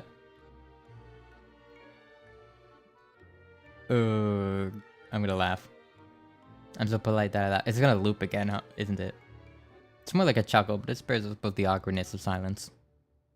He looks relieved and wipes the sweat off from his How about his brow. this? Oh no, it's looping again. Okay.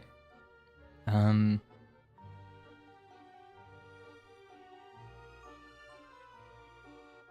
supposed to be mean to him? The sounds he's making. Don't laugh. I don't laugh because it's not funny. I don't know, I thought it was pretty funny.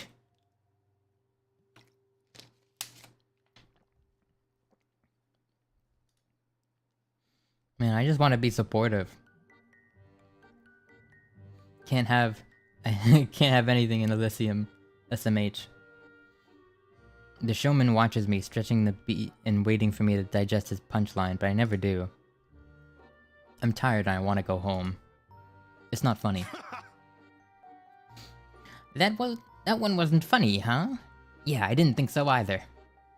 He laughs to fill the space. I don't budge. Can't win 'em all. You'll like this next one, I swear. How about this? Watch me swallow this whole walking cane. What? He pulls a wooden cane from thin air, unhinges his jaw, and inches it forward little by little. I'm just gonna keep saying nothing. I watch him swallow the entire cane. Ayo. My costume's getting kind of itchy, so I scratch myself. At that, I seem to start to panic. He hasn't admitted it, but it seems my reaction to this performance is more important to him than I thought. Alois. Hearing my name from him, remembered for this long, makes me a little nervous.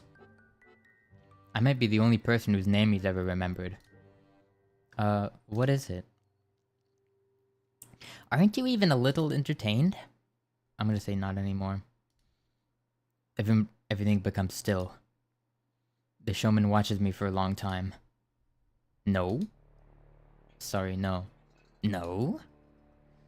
He begins tromping down the stage and towards me. You can't not be entertained. You don't know what that means. The showman grabs my face and shakes me around like a baby rattle. It doesn't mean anything if you strong-arm it out of people. Are you stupid? It does! It does! His voice is strained. I hear something dark beginning to stir, like the realm is beginning to split. Oh. Though I didn't save. What is happening? Just as I notice it, the showman does too. He pulls my head against his chest and begins to sob. His arms are trembling around me. He's clutching for dear life. My gut drops and I know we've reached a point of no return. What the? Hurry up, damn it! Be entertained! You're not listening. You better be entertained or else. Oh jeez, what is happening? Ah! His fingers claw through my hair. He pulls on my ears. I push him off with a grunt. No! When I open my eyes, I understand what he's so afraid of. Ghastly skeleton hands from the shadows rake and tear at anything they can. He's getting boned. The showman's eyes' terrified screams echo louder than any applause that might have ever filled this venue. His cheeks are wet with tears. The skeleton hands pull him back towards whatever black abyss they dwell in. You idiot! This is all your fault. Any pride that the showman had been completely thrown away. Desperate to live, the showman throws a hand out for me, still trying to grab at whatever he can. I gave you a purpose, a place to be. And this is how you return the favor? How dare you? Ooh, I think of how terrible he'd been to me and the others around him. How many of us he had made so miserable. This is his punishment. But I still can't decide how I feel.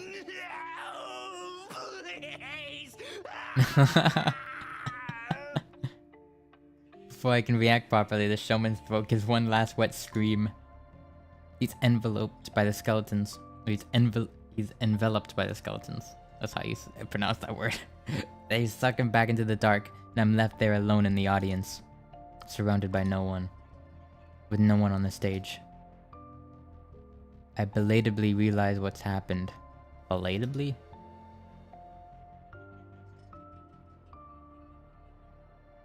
The showman is dead. Aha. Aha ha ha ha ha ha. Now this is entertainment. This is entertainment. I'm entertained. Okay.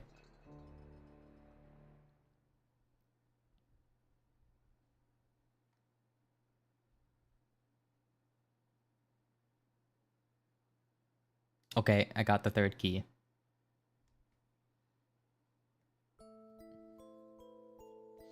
Alois can't read? True. Okay, I guess we go again. MC is fricked up. I don't know. I don't know. Okay, let's go.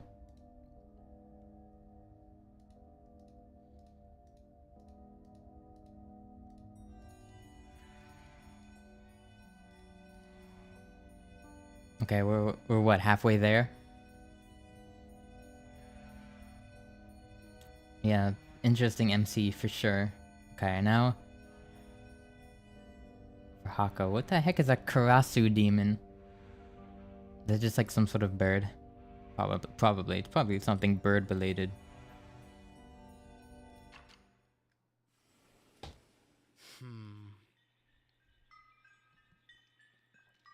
That didn't sound like him at all.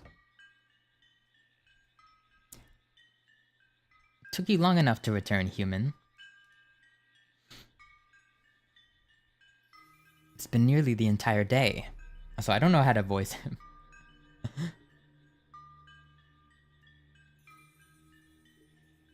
Huh? And for a moment there, I'd suspected you'd attempt escaping your service to me. A jungle crow. Huh. The offerings you brought back from this place called Supermarket better be the finest in the land. What? His wings are huge. He has some huge wings.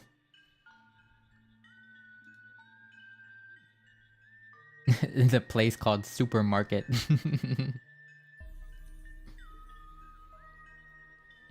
There wasn't a supermarket available, unfortunately. With how far we seem to be in the countryside, there weren't really many options. There was a farmer's market a while away, though. A farmer's market? Where the hell are we? Are we in like the... We're just like somewhere in... like on Earth. Why are there like farmer's markets and supermarkets?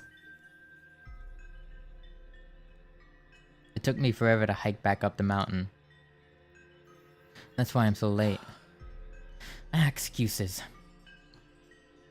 But I suppose I am merciful enough to put it behind us since you are well-intentioned. He speaks down to me. From what I've seen so far, it must just be a part of how he communicates with the normal realm, with the mortal realm. He isn't human after all. He's a demon. A crow one at that. Locally referred to as a Karasu. Oh, there we go, there's a definition. What I see before me is a Karasu demon that I'd accidentally summoned when I'd landed in a parallel world. How it happened is a little embarrassing. But essentially, I'd wound up bleeding on a statue in another Xenokuni-like place. I'd met a Banzoin Haka lookalike there. The demon in front of me doesn't know who Haka is. He's never heard of him. Even after I'd tried explaining Guild Tempest and Haka's role as an exorcist, I'd been dismissed. Okay, so evil Haka, since Haka's an exorcist, so evil Haka's a demon. Okay, that makes sense. It's always like that with this Karasu demon. What's worse is that maybe I'm getting used to it. Well? Rather than me, the Karasu demon is more interested in the groceries hanging from my elbow. Plastic rustles when I set the bags down on the living room table. What is this weird, like, why are we playing house with a bird person right now?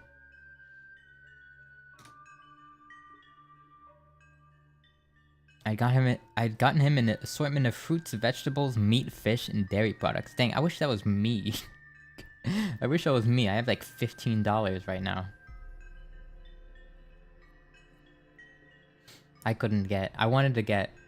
Actually, I had bacon and eggs today for breakfast when I got home, but I'm out of bacon, so now I just have eggs. I was thinking of getting bacon tomorrow, but I don't know if I have enough money. And also, I need something for dinner tomorrow, so I don't know what to get. Maybe I'll get an assortment of fruits, vegetables, meat, and fish. IDK. Actually, I have some frozen vegetables in there. Maybe I just need some meat. Anyways, why am I talking about this? What had been weird about the farmer's market is that they'd accepted the same currency as back in my homeworld. What? Okay. Convenient. Yeah, very convenient. What do you think? He leans forward to peek into the bag, but his expression doesn't change. Prepare them for me. Huh? Aren't they fine how they are? The fruit and vegetables should be fresh. So tell me. Oh. How many raw food offerings from my worshippers do you think I'd tried in my years of existence? Would I just expect them to eat it raw? These as they are bring little value. There's no flavor I haven't tried. There's not even any crab here. Crab? Do you like crab? Do you like... I love crab. Do you like crab?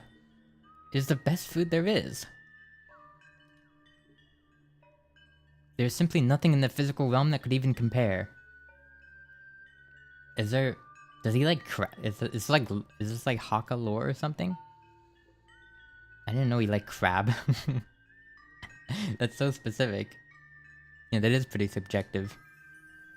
Salisbury steak is probably my go-to for putting meals up to the test. Isn't Salisbury steak just like hamburger?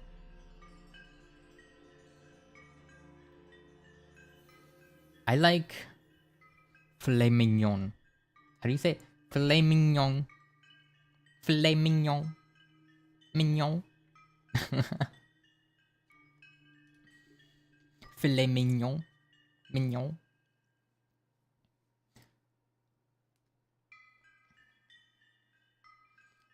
Crab is my favorite food by far. But it's been some time since I've had any... Humans are so uncreative. Filet mignon. Yeah, no, filet mignon. Filet mignon. I don't know. It's like French or something, I don't know. It's just like a really expensive cut of steak.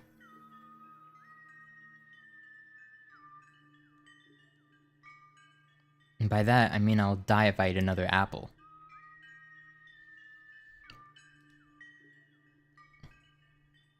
Do not feed me an apple, do you understand? Who the hell is feeding you apples? Wait, why am I playing along? There's something more important I should tell him. You asked me to prepare some food, but... Do tell me. But what? I feel like you should know that I'm not a very good cook. Yeah, I don't have my air fryer. Weirdly enough, maybe Haka, the one this demon looks like, had enjoyed cooking the most? Then you'd best learn. In one sitting? Your pathetic mortal struggle do not interest me. Wait, is he gonna eat us or something? I feel like this is gonna be where the cannibalism comes in.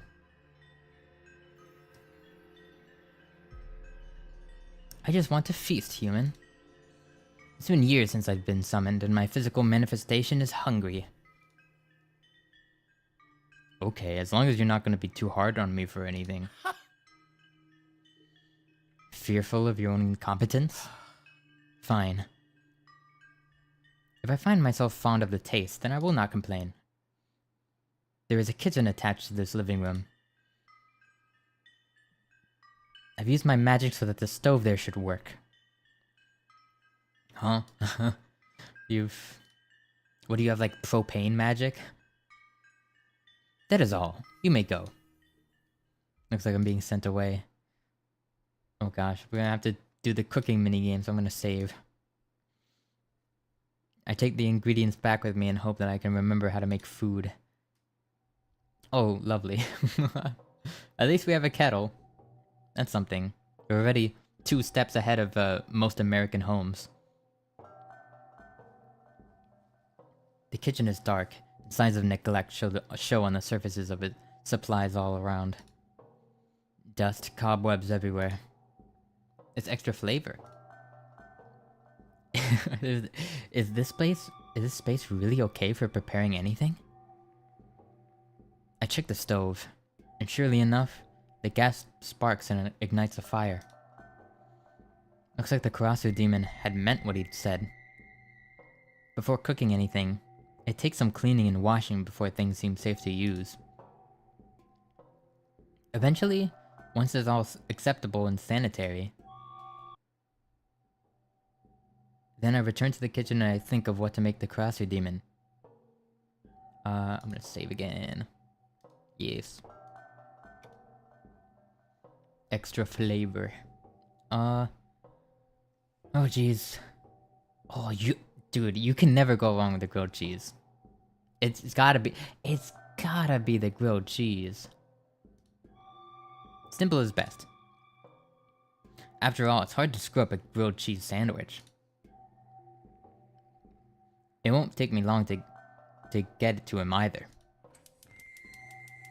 I set aside the ingredients and started up the stove.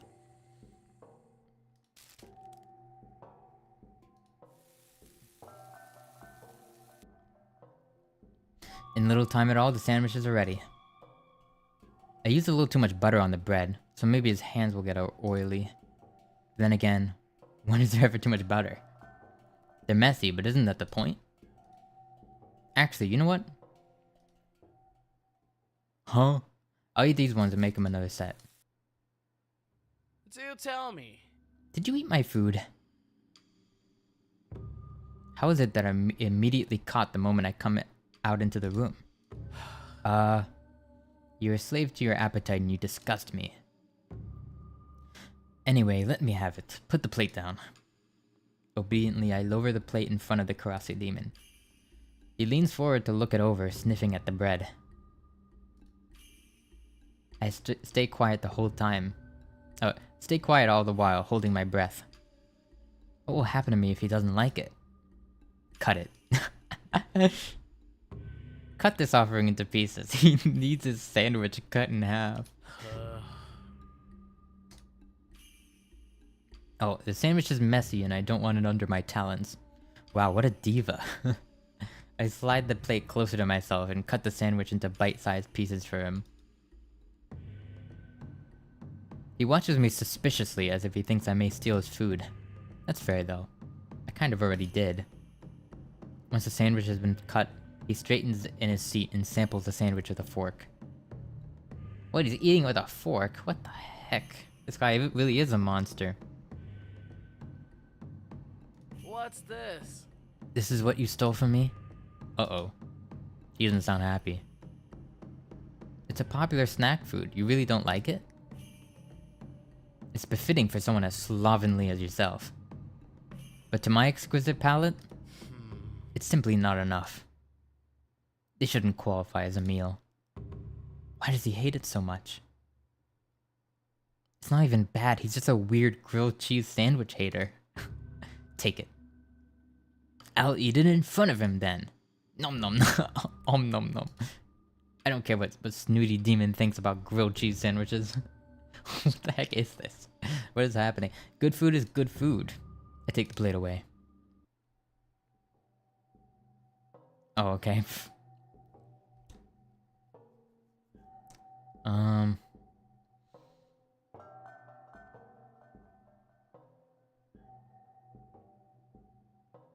Make a strawberry cake. Haka likes strawberries, and I have some here in my stash of ingredients. There are plenty of members in the guild with a fondness for sweets, so it's not unlikely that even a Karasir demon might have a soft spot for desserts. But making him a strawberry cake. Even if it sucks, it'll at least be cute enough to hopefully invoke a sense of pity. Strawberry cake it is. I prepare it one bit at a time. I feel like that would take forever to make. Just like that I manage. I mean, I've made a cake. I made a cake from scratch once, but I didn't add enough eggs. So it ended up a bit weird. But it still tasted good. I might have discovered baking as a hidden talent. It's a bit sad that I have no way of photographing this cake before he eats it. But at least I'm confident that there's no way he'll hate it. It's a perfect specimen of a cake. I carefully collect the cake and bring it out to the living room for the Karasir demon. Ta-da! Look what I brought you. Oh? Well, it looks the way it should. The Karasir demon carefully angles his head as he observes the cake. What if he does the epic cake is alive reference? However, try as he might, he'll never find a flaw. Frankly, I deserve a trophy or a blue ribbon or something for making him such a beautiful strawberry cake. Why is this story so unserious? We'll see. Is he determined not to like it? I don't know. I see him wield his fork and turn it to the side so the edge can slice off a bite-sized piece. He places a bite of cake in his mouth and then swallows.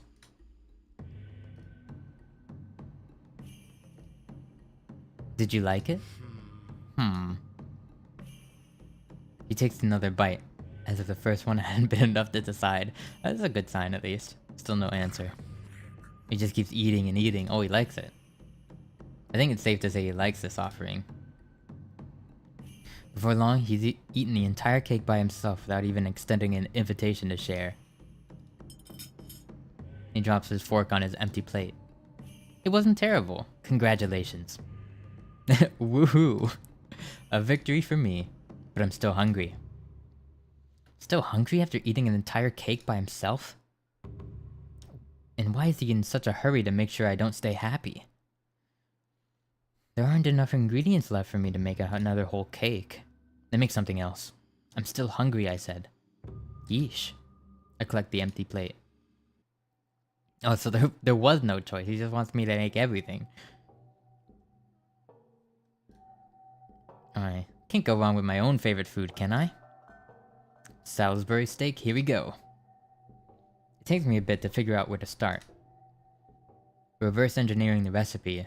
I need to make some patties, gravy, and mashed potatoes. Okay. I got this. I'll be okay, surely. Well, here goes nothing. It's gonna suck.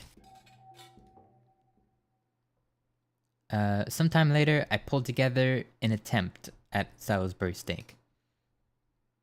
The patties are overcooked and probably dry, but it's fine. That's what gravy is for. Or you could just not overcook it. Alright, it's fine. Meat is rough. I'm pretty... Yeah. if whenever to cook any meat, I don't even attempt. I just throw that into an air fryer. Though mine has a grilling function. So like I actually make steaks in my air fryer and they turn out like perfect. It's kind of crazy. It's kind of cracked. At least I'm not undercooking the meat and giving people salmonella like the Guild Gladiator, right? Wait, I think I remember. I remember an undercooked pizza. Yeah. Yeah, my air fryer is cracked. True. For real, for real.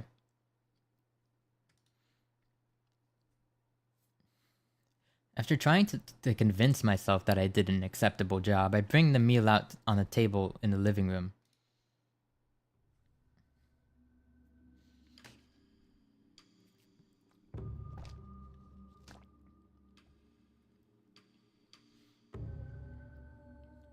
Slow as always, I see, human. Without responding, I place the Salisbury steak in front of him on the table. But he looks unimpressed. Majorly so. Hey, what the heck? I worked so hard on these. You could at least pretend to be a little grateful and appreciative. This is my favorite meal. I tell this in an attempt to defend my decision. With a sigh, he prods at one of the patties with the prongs of the fork I'd brought him. The patties betray me in an instant. I don't know, it's like a demon is like, make me food, and you're like, hamburger patties. Like, nah, you're dead.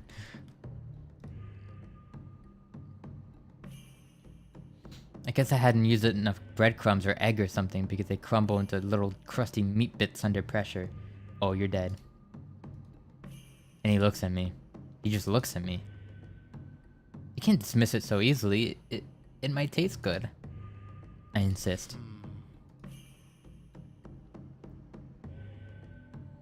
Hear me out for a change. The crusty demon takes a couple of bites, smearing the broken patties around in gravy.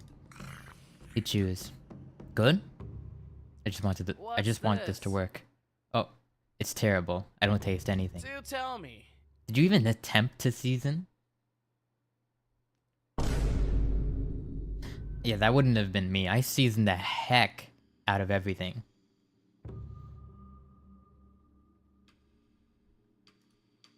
Come to think of it, I forgot that part. Bruh. You got to be kidding. Alright, you deserved it. Goodbye. Don't ask me how. What? How do you... Oh my goodness.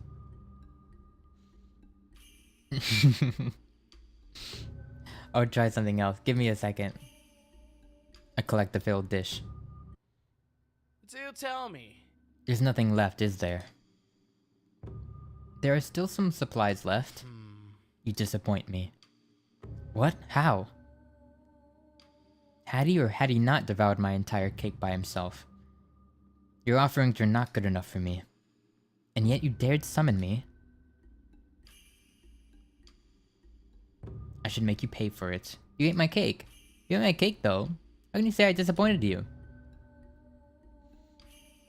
You offended me when you brought the other two out. Wait, he asked for more. I see hot man, I bite my screen. Okay, Julie, calm down.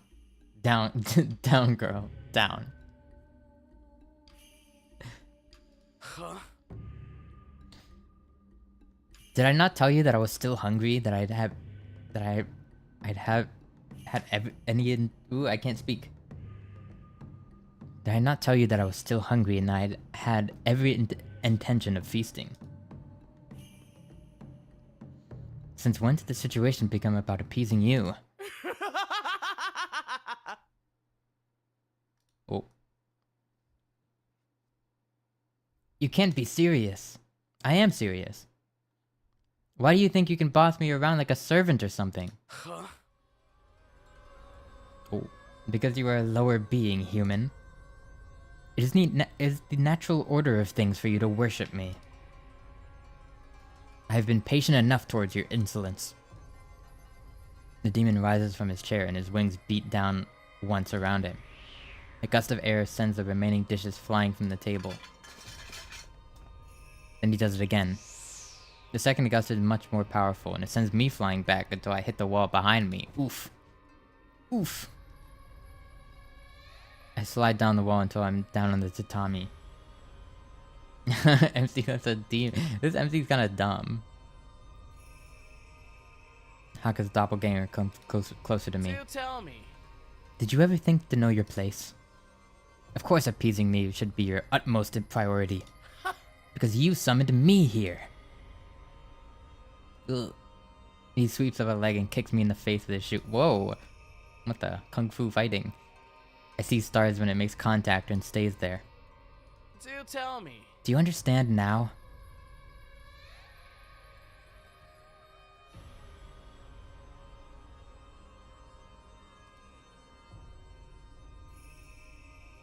That's not what I said at all, but okay.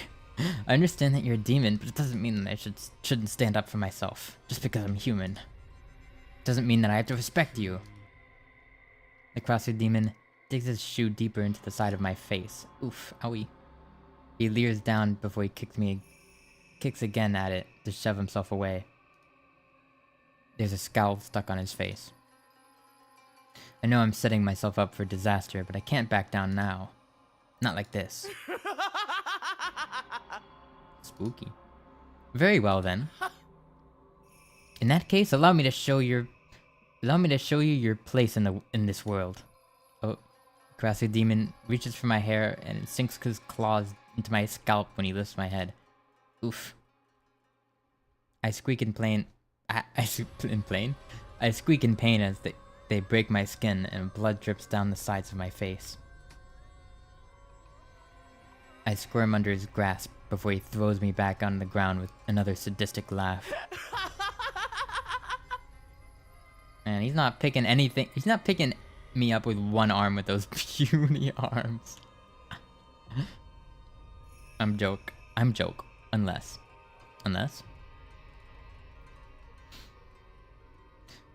Human. Beg me for forgiveness and I'll reconsider your punishment.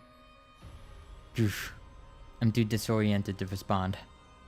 I sit up from where I've been flung out aside and slowly try to recollect myself. Did something happen? You also unserious. It's true. Everything abruptly goes still. What the? I look up and see that the Karasu demon is licking the blood from his nails. He's doing that and then... Delicious. What? I found it. I finally found it. You were useful to me after all. Oh. Whoa. What is that? Is that me? You're so delicious. I can't believe I didn't think of this before. Oh. As he claws past my skin and chews on whatever he can rake out of from under it, I don't feel any pain. Why? Is it just so painful that I don't feel anything anymore? I think you're dead. The body is a strange thing. I watch as Krasi Demon helps himself to my innards, pulling my organs out from beneath my ribs like I'm a piñata full of candy. My blood stains his teeth. He gets little stringy pieces of meat caught in them every now and then. I close my eyes when I see him start slurping down another piece of me. Maybe that's my liver? A kidney or something. I don't know. No, you're not remaining conscious for this whole time. You're not. You're out. My new favorite food. I'm going to eat an entire village. I'm going to feast. Who have I summoned into this world? Oh, I'm dead.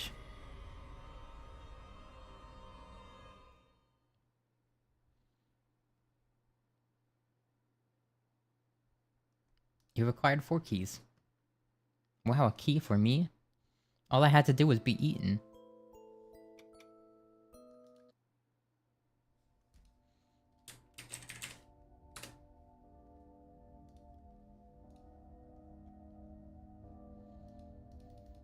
It's like you get eaten. Yippee! You got a key.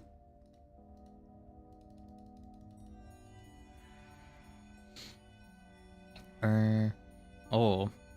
How could this guy do anything bad to me? He seems like a jolly good fellow. I'm sure it'll be fine. He won't hurt me, surely.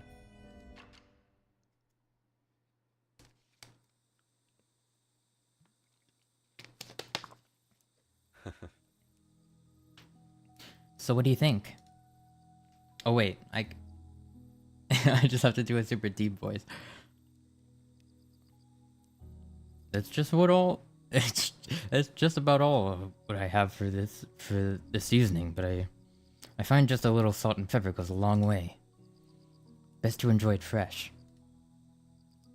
I can't do The mysterious huntsman who found me lost in the forest has gone as far as to spend his day fishing for a meal. He'd been so informative and helpful to me up until now. He'd let me know that there's no guild called Tempest in this land. He'd even believed me when I said I'm probably from a parallel world. Well, is there a nice guy finally? Or sharing what he'd caught now under a blanket of twinkling stars. It's funny how calm I feel even when lost in an unknown place. After taking a bite into the side of the fish he'd prepared, I revel in its taste. Yummy! Perfectly crispy and evenly roasted over a campfire. It's delicious. I can't get enough of it. Great to hear. Just make sure you chew it carefully. The bones on that type of fish can catch you off guard. I had no idea.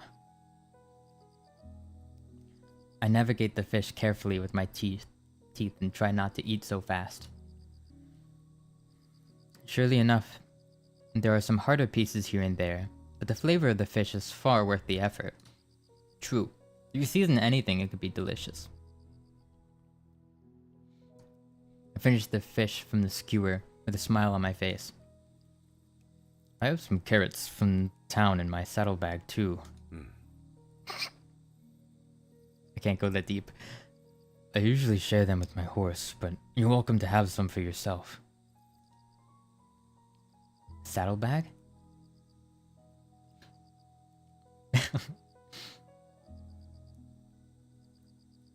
Over there. Make yourself comfortable.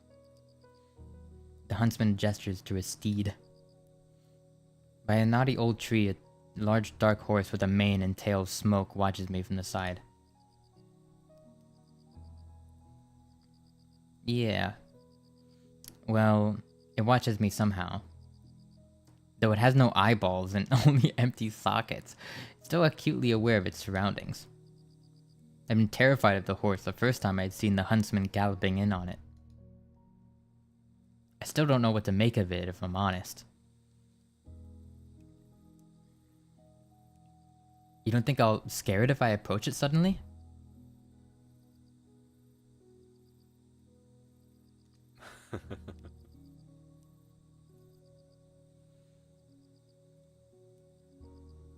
As long as you don't throw your arms up high or something, he's fine.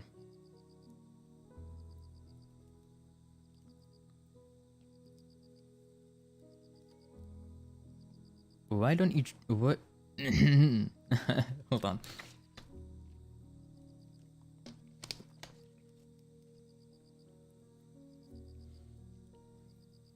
Why don't you try petting his shoulder?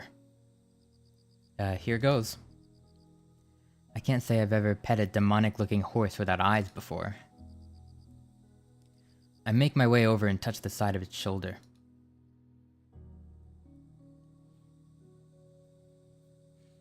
Its coat twitches under my touch, but the horse otherwise doesn't leave its spot. He said hi, see? Really? Maybe.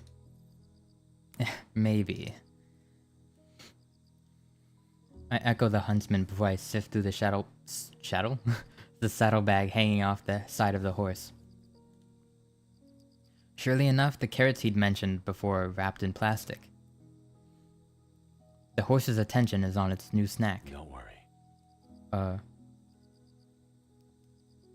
Oh, don't worry. You can ignore him if you want to. He's spoiled and eats plenty. The huntsman's mount seems to be denying the claim and nudges his nose towards the carrots. Though I see the huntsman shaking his head, weak and unable to resist sharing. After fishing one of the sticks from the bag, I flatten my palm and offer it to the horse to eat. Crunch, crunch. Spoiled yet again. He's kind of cute. Oh, yeah? Just don't let him know. Anyway, shall we roast the rest of these carrots? Good idea. After letting the huntsman's horse finish, I bring the remaining carrots to his side by the fire. Say, what should I call you anyway? Me? You. I don't even think you gave me your name, right? The huntsman is quiet. I carefully roast the carrots over the fire. It's best that I don't give you my name, given the circumstances. Let's just say that I'm not so popular with the royals. So you're an outlaw or something? These lands are corrupt. I just try to set things straight. Ah, so he's more like a vigilante. That's okay. I'll just keep calling you Huntsman then. Works for me. Sorry not to share too many details. It's alright. You can call me Eloise. It's nothing. No. I just found it a little ironic. An acquaintance hinted I may run into someone named Eloise the other night. Small world, isn't it? Hold on.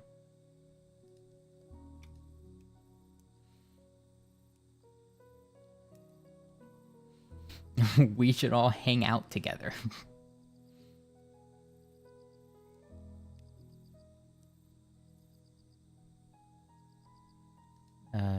Do I maybe know your acquaintance?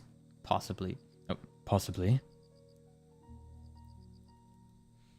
I've had some conversations with him here and there, but we've yet to meet in person. You could call us pen pals? So it's long distance. Hopefully you two get to meet someday. Maybe someday. Somehow. Oh, has he been talking to the other Shinri? I guess that makes sense. I guess, is he actually a nice guy this time? Is this Doppelgänger actually a nice guy? Or is he just faking being a nice guy? The carrots are finished. I sprinkle some salt across them. All done. You want some too? No, that's alright. You take them. Tomorrow will be a long day for you. You should rest up. That's my attempt at Shinri voice. It's not very good. You don't have to help me get home, you know. I feel bad for making you go out of your way. I frown at him from around the carrot I'm eating. And leave you on your own? I can't do that. The fire plane's not too far from here, and that land has been in chaos ever since. To put it simply, the nearest kingdom is too dangerous for a stranger to go on their own. Don't worry. There's no trouble at all for me to help you return to your own world. So don't worry about it. It'll be okay.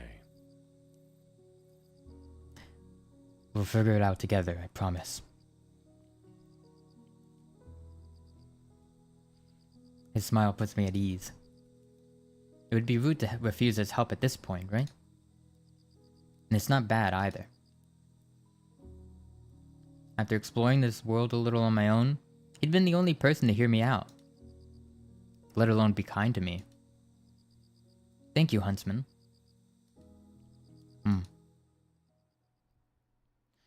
After taking turns to bathe in the river, we wrap up the night fairly early. I'm more exhausted than I thought. It doesn't take me long before I drift off to sleep. At least I think I'm asleep when I hear the huntsman talking to himself. Hey, are you there? So you hear me too. Nobody's there, right? I don't hear anything. Oh, I didn't. Eloise arrived on my side. Me? I'm losing you. Say that again? I strained to listen harder. There's still no other voice present. The huntsman is talking to himself outside my tent as if someone's there with him. I wonder if I should worry. I'm not sure. Don't worry. I know. Don't worry. I'll keep Eloise safe. I'll try and keep you posted around this time again. The conversation with himself ends. Everything goes quiet, and I hear the huntsman shuffling over to his own tent. Too sleepy to keep pondering, I drift off into slumber. Sleep well? The huntsman greets me when I see him the next morning. I remember how unsettling it had been to hear him carry on a conversation with himself last night. I'm gonna keep it to myself. No, I think I'll keep it to myself. I'm lacking context, so I'd prefer he'd bring it up with me of his own accord. If he feels comfortable enough to explain, I should trust that he will. I have no reason not to think so, right? He'd taken such good care of me so far. I slept fine. I didn't wake you, did I? Oh, I didn't wake you, did I? I thought I heard you stirring around there for a while. No, not at all. I hear my own nervousness surfacing in my voice. The huntsman reads past it, and I can tell he knows I'm actually flustered. I avert my gaze elsewhere, but he addresses what I wondered last night directly. Oh, okay, so it just... so what we chose didn't matter. I contacted my acquaintance last night. The one who made me think I might find you here in the forest. I hadn't heard his acquaintance respond though. The huntsman is being open with me, showing me all his cards, and yet it doesn't add up. I see. What did he say? If you don't mind me asking. He said that he hopes that you find your way home soon. Why is there such sadness in his eyes when he smiles at me? Huntsman? Yes? You should know that I'm thankful for your help. I won't forget this. I'll tell everyone how you helped me and how kind of a person you are. You don't need to do that. Maybe not, but I want to. If that's what you want, I won't stop you. Besides, stuck on this side, it's not like I'd even have a choice. You shouldn't say it like that. Who knows, maybe we could find a way to let you over for visits. He's still smiling, but it doesn't reach his eyes. We'll see. The huntsman gazes across the forest. We should have breakfast soon, Eloise. It'll be okay. Let's head to town and see what we can find there, alright? Alright. For a moment he pats my shoulder. He's so mysterious and kind. I just wish I could help him more. I wonder if I'll ever know what's passing through his mind.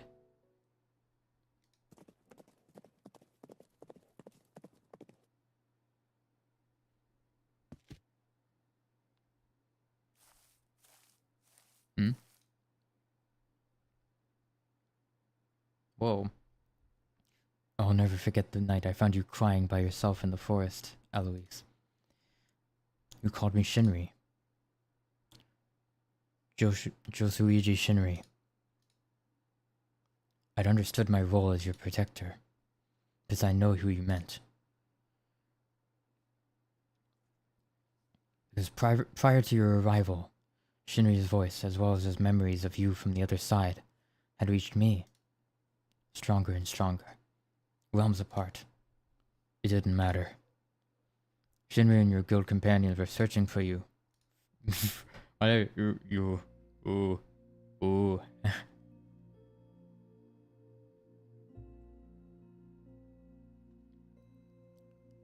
And so from this side, we searched the lands together.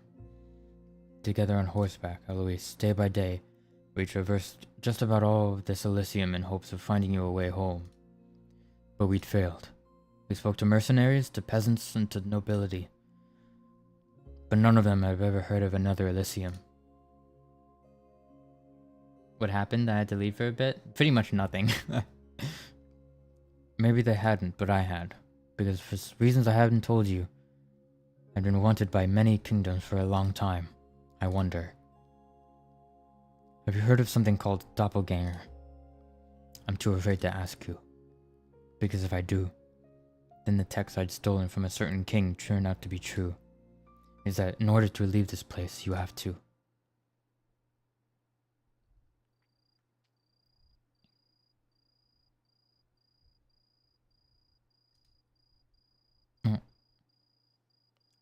Thank you for today. We searched just about everywhere together, didn't we? I know that you said you want to help, but I wouldn't blame you stopping at this point. You're still feeling bad about it, I see. You worry too much about me. But for someone like me, it's fine not to, Eloise. Then again, that must be something you learned from your world. From the other me and your guildmates. Don't worry. No need for It'll be that. okay. I promised I'd help you find your way back, and I'm a man of my word. My words put you at ease. I watch as you huddle closer to your campfire and adjust the blanket over your shoulders. The two of us... Why am I reading it from his perspective? This is strange. The two of us seem to have developed a routine by now. Just you and me here, with no one else other than ourselves. Some people go their whole lives without knowing this kind of simple happiness. I thought I would be one. How long has it been since you arrived? Because I'd come to enjoy your presence so much, I'd lost track of time and stopped counting. Maybe it's been a couple of weeks now. Or has it been longer? Do you remember how long it's been since we started looking? Hi, Shama, welcome. No, I forgot. So you feel the same. I guess I stopped paying attention. I'll get back eventually. And this isn't terrible. You've been a good friend to me. I realize that no one said that to me before. I can't recall a time anyone has ever referred to me as their friend. I pull on the brim of my hat. I forgot to keep count two.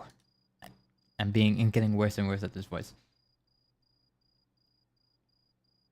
I love how you pronounce my name. Well, I don't really know how to pronounce it, so I try my best. It's starting to sound sus, kinda. I suppose it can't be helped, right? Oh, right? Anyway, you take your turn bathing first tonight. I need to make some preparations for tomorrow. Yeah? People call me Shems? Tomorrow? A few days ago, when I asked you about your birthday, you couldn't tell me. Ah, that. How can I explain that my memory doesn't go that far back? Oh. This is his voice.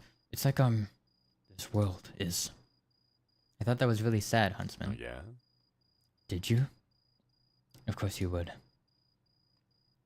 So, we're celebrating your birthday tomorrow. Your birthday going forward will be 11/18. November 18th. Wait, that's today. Oh, is it always today? I think it's just always today. Can I say ooh? Can I say ooh? What a cute voice.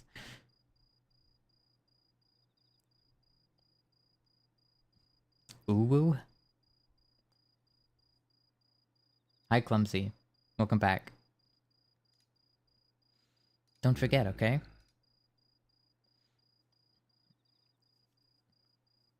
If you say so. I tell you that since I don't need it, but you're too excited for me to try and stop you. Stop you.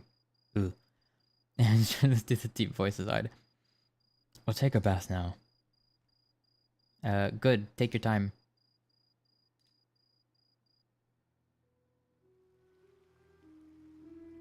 I'm gonna stop. I'm gonna stop doing the deep voices too hard. The moonlight makes the river shine silver.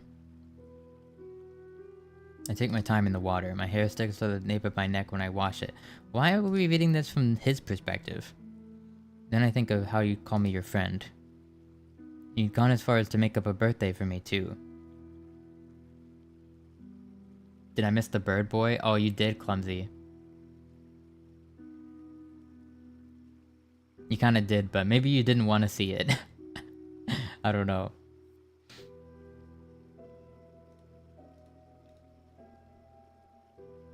What if we were happy like this, Eloise? What if you didn't want to go back anymore? Oh, is he like getting obsessive? No, I can't think like that.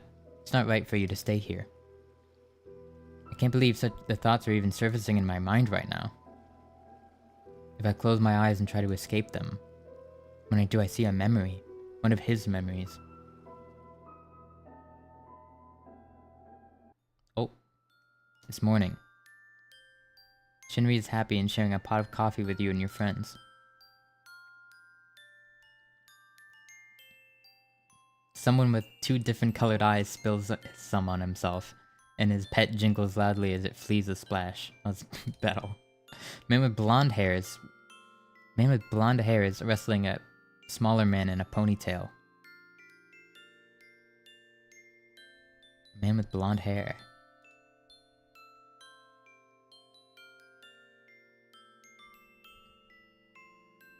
A young man in white and blue is carrying a still sleeping red-headed teammate into his room and on his back.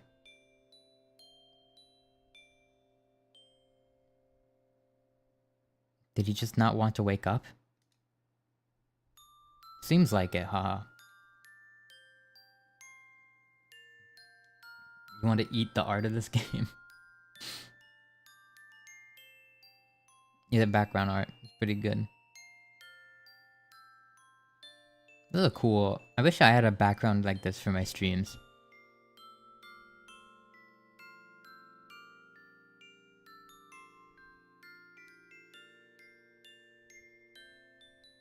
Can I riz you?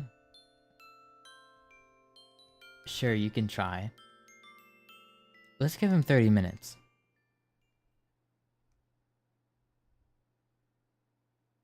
Oh. I see things for what they are. Life together with me in this miserable parallel world would never compare to something like the life you had before. So I'll send you home. Send you somewhere happier without hesitation. And according to that text I'd stolen from the ice plane, about the project called Doppelgänger, I know exactly what I'm doing. I have to help you finish the route we're trapped in. Are you gonna come here and like kill me or something? That's the only way to progress, right?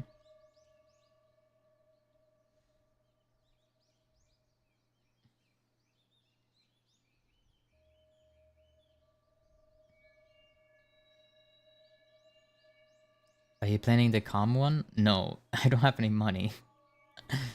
Maybe when I get money, I don't know. There's a lot of things I need to spend on, so it might take a while.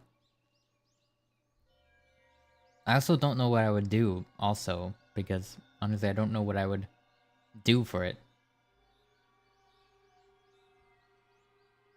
Is your mom a baker because you're a cutie pie? Are you April because I am a fool for you? Oh, those are good. I'll give them like 5 out of 10. Today is the huntsman's birthday. Since he told me he couldn't remember his real one, I thought it might be fun to try celebrating it today. He doesn't know, but I managed to prepare a gift. I'm excited to give it to him. If only I could actually find him. He's not in his tent. Weird. Why 5? I don't know. And I'm a Rizzler. Okay. Huntsman, are you here? Aside from me, our camp is empty. I draw it for free, but I can't. Backgrounds are too freaking hard. Yeah, don't worry. Don't worry. I'll like figure it out on my own. I don't know what I'll do, but I'll think of something. His horse is gone. I'll save.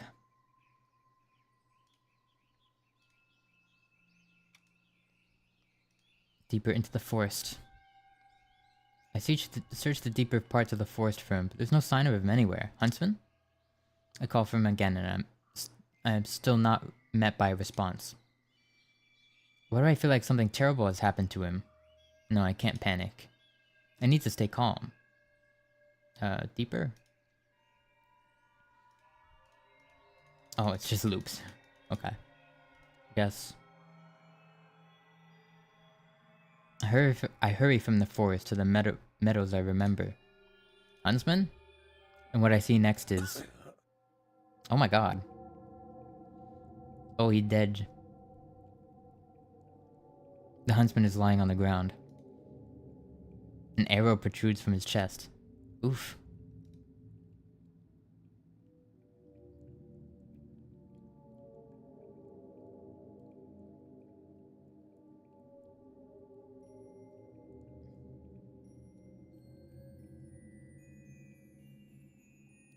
What happened? I don't know. His blood stains the blades of grass beneath him in a dark, gritty red. As he looks at me, I see it dribbling down the side of his mouth as well. How long has he been like this? Who did this to you? I fell to his side. Can't believe my eyes. I'm sorry. I didn't want you to see. As I reach for the arrow in his chest, the huntsman touches the side of my wrist to stop me. Listen to me. It's okay. It's not okay. You need help. Alois. My eyes are flooding with tears. Oh no. I can't stand the sight of him hurting like this. Am I too late? Can he still be saved? Don't cry. This may not make sense to you, but I did this to myself. I did this to send you home. To himself? For me? I never wanted this. My throat is burning. I hiccup and sob, unable to keep myself under control. Don't cry anymore, okay? Sorry. I don't want you to cry on my birthday. He musters the strength to smile. Even now he's thinking of me. Your birthday was supposed to be today. It wasn't supposed to be like this. I wanted to do something special for you. Then smile at me. How can I? If you can't now, then smile at him, the other me on the other side. Because this won't be the last time I see you. I see you through him. Do you understand? I see the shine disappearing from his eyes. His death seems so long and painful. Trust me, alright? This has to happen. Believe him. I must believe in what he says. And inhale and shake. I inhale shakily and nod. I believe you. I trust you. He lays his head back on the grass, but even that movement seems excruciating for him. To his left are his bow and his arrows. Though I believe this must happen because he tells me so. With this bow and an arrow I could help him. I could. Could I? You don't have to. He's still so kind. He'd allow me to leave him here, but I can't do that to him. I will. I rise from where I'm crouched. I'm lightheaded from crying, but I collect the arrows and raise the bow in my hands. Jesus, it is suffering. Alright. What do you... What do you... It's not the time for that.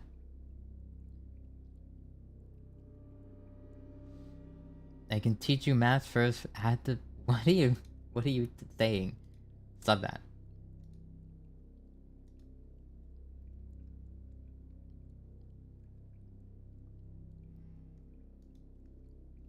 Okay, let's just aim between his eyes. Jeez, between his eyes.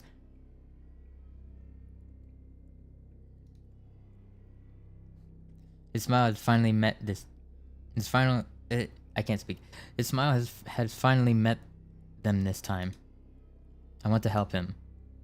I don't want him to hurt anymore. And most importantly, I want to smile for him on the other side. I draw the bow and... Oh, he's dead. Happy birthday, Huntsman.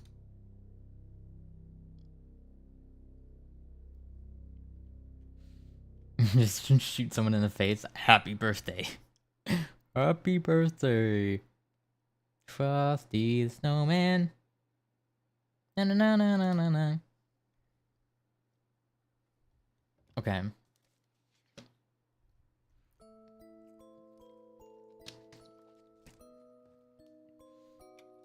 We're almost there. Can you sing for us? It's not... not the time.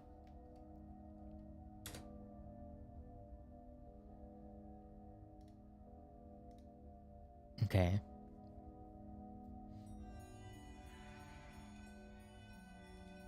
Last route? Yeah, I believe so.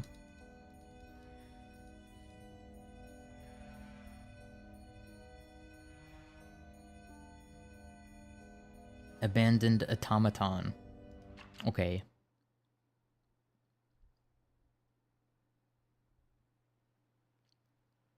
Okay. Rain slips through the green foliage above me. It falls in patterns against my skin and hair. As my clothing starts clinging to me, the air around is rich with the smell of wet leaves. It's not bad. Strange. I can't recall what happened between when I'd stepped through the door and now. But perhaps I shouldn't be surprised. Of course, the way back to the Tempest Guild Hall wouldn't be as easy as going through the right door. There's no point in sulking. I may as well try my best to figure out where I've turned up. I know it's a forest at least. Then again, I know lots of forests. I've never been good with distinguishing one from another. All trees look the same to me after a while. Do you know Roblox? What are you...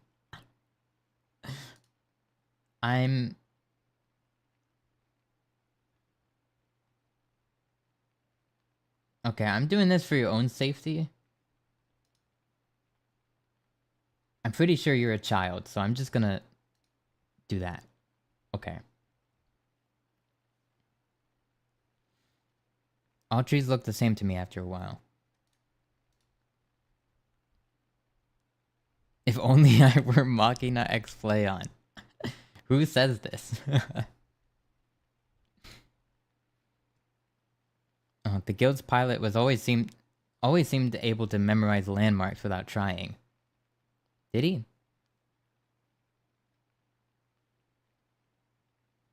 Me, I say this. Only if I were Machina X Flayon. That's gonna be my... That's what I'm gonna say from now on. He rarely needed to check his maps after an initial expedition, and I always reached out to him when I found myself lost somewhere. Oh, there's an idea. I think to check my communication device and contact him. Come on, Flayon, pick up. Drat. Failed signal. You've got to be kidding me. I'll give it another try. Failed signal... failed signal again? Oh. I hear something or someone approaching, but I have no weapon. Turning to face the source, I raise my fists in case I need them. Is he ready to box anybody? Oh, he's short. When I do, I see someone familiar. Red hair dripping and close to close to his face. Fleon seems to have found me here in the woods. I see. It's you. It's you. Where did you go for so long? I waited here for years and years. I thought that maybe you wouldn't come back for me. But it's really you. How beautiful. Okay. I'm so happy I could die, Master. What? What? You waited for years and years? How long have you been by yourself? I don't think I'm the person he means by his master, but I still need to try and figure out more about where I am. Anything helps. I lost count. You left me here a long, long time ago, so I can't remember. Okay. He's Spinal from Steven Universe. I have no idea what that is. I mean, I know Steven Universe, but I don't know much about it. Or Spinel? Sorry, but there's no way. Fleon's look-alike seems unhappy with my denial. He won't let me have this. He stares at me as if I'm lying to him. Fine. What makes you so sure it was me? Your name is Alois. So I was right. It could still be a coincidence. I refuse to believe I'd do something so cruel. I never abandoned anyone in the woods like this for who knows how long. I don't blame you for what you did, Master. After all, you're the reason I exist. There's such finality and weight to what he says. He believes to the bottom of his core that I'm his master. But what does he even mean by that? I only feel more confused than I did before. His voice is so freaking cute. Yeah. Fleon, is that you? If this is Fleon, something is very wrong with him. The smile on his face dims. It's at this moment that perhaps both of us realize that we've been mistaken. That has to be the reason. The disappointment is showing on his face. No. Fleon is... I see him hesitate. Fleon's name means something to him, but I don't understand it. What? Fleon is dead, Master. You yelled at me. You said you wouldn't call me by his name anymore. Because it hurts when you do. It breaks your heart, remember? And you having a heart is what makes you human. You said that you were different from me because I can't understand your pain. That's what you told me. I did? What the hell is he even talking about? There's no way I could just forget Fleon dying. It's impossible. Right?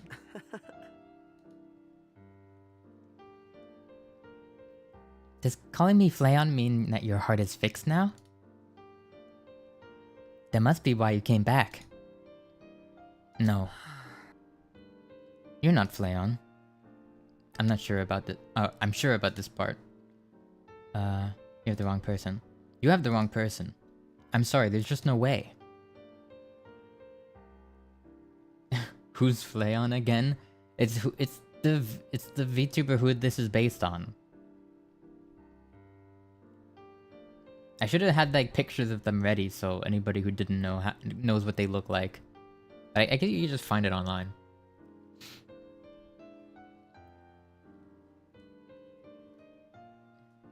Maybe we'll unlock some art at the end or something that's like the real them. But you created me. Really? Did you really forget?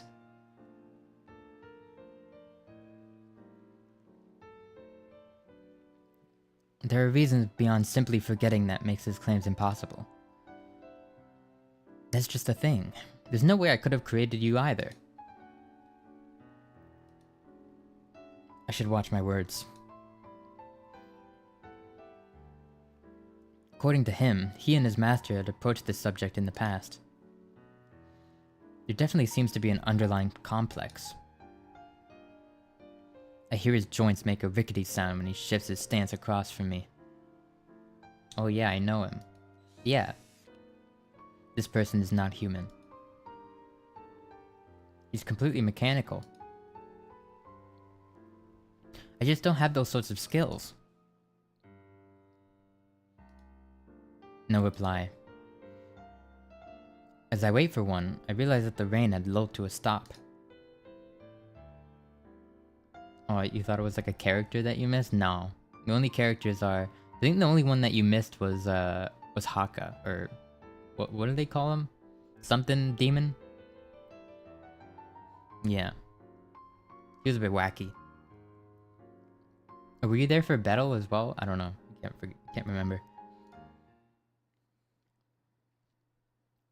The automaton still stares at me as if I've broken something in him.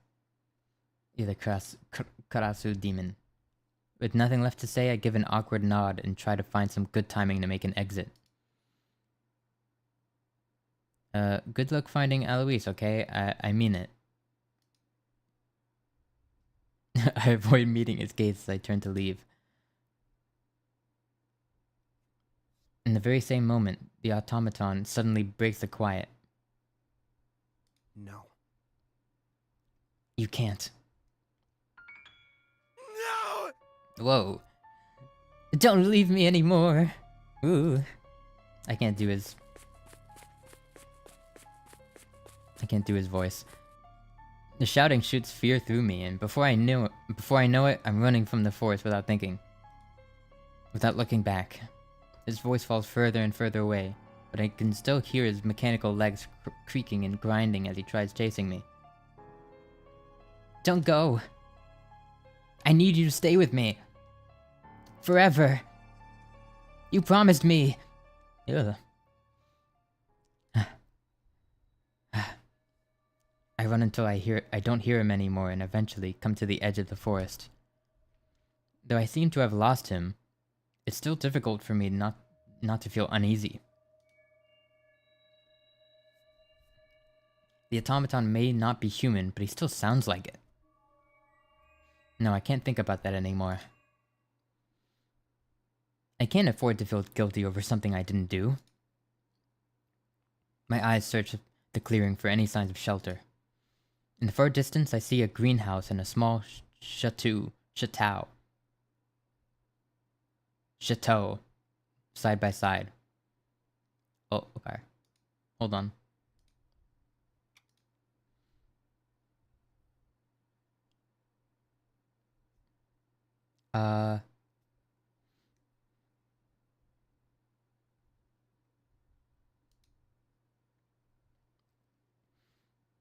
I don't know how to pronounce this word. Asking this chateau, the chateau's owner for information seems like a good idea. I've never seen this word in my life. Once I know more about where I am, I should have a better understanding of how to get back home. Achoo! I sneeze. In the moment that follows, I realize that I may be getting sick from the rain earlier. Serves me right, I guess. The timing couldn't be worse. I feel chills beginning to develop, but I can't afford for that to slow me down. I should be on my way. Without looking back, I trudged to the chateau in search of some answers. Oh. When I finally reached the chateau... How do you pronounce this word? Hold on. I'm doing some research.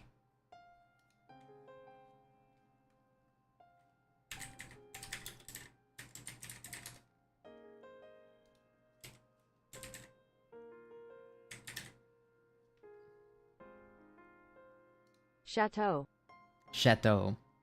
I was like... close. When I finally reach the chateau, I find that the door is unlocked. Hello? I try calling into the foyer, but nobody seems to be home. I take a nervous step inside, lingering near the door. Anybody here? It's as I call out again that my elbow sweeps a crumpled note from its place on a side table by the door. God, why am I so clumsy?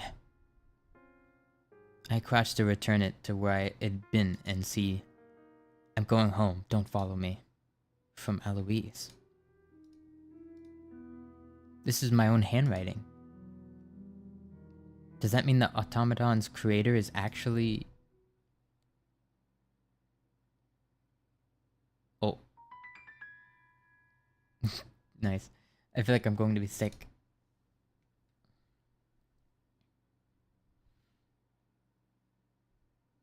Whoa. Hello.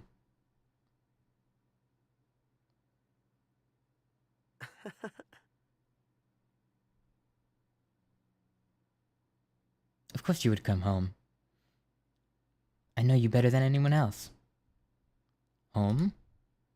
I'm so lightheaded. I close my eyes to keep my surroundings from spinning. The automaton moves closer to me.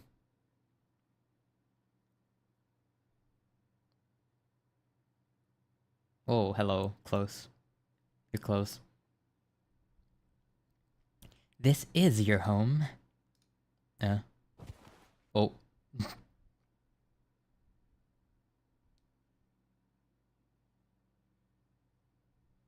When I awaken, I find myself in a room I don't recognize. Somehow, I'm in a pair of cotton pajamas that fit me perfectly. What's happening? Oh. Okay. You were sleeping for a while. Seems I can't escape the automaton. Do you remember your home yet, Master? Don't call me that. Just Alois is fine. Anyway, I'm still confused. You carried me back here from after I fainted? Where did the pajamas come from? These are your pajamas, Alois. You pushed yourself outside in the rain, and when you came home, you collapsed. So of course I changed your clothes for you and put you in bed. His face lights up with affection and pride, but I just feel violated. Does he think I'm going to thank him for that? Don't smile like that. You should have woken me up. I tried, you know? But you didn't wake up. I couldn't leave you there on the ground wet and sick. You're never happy with me lately. Not then and not now. I don't know what I'm supposed to do.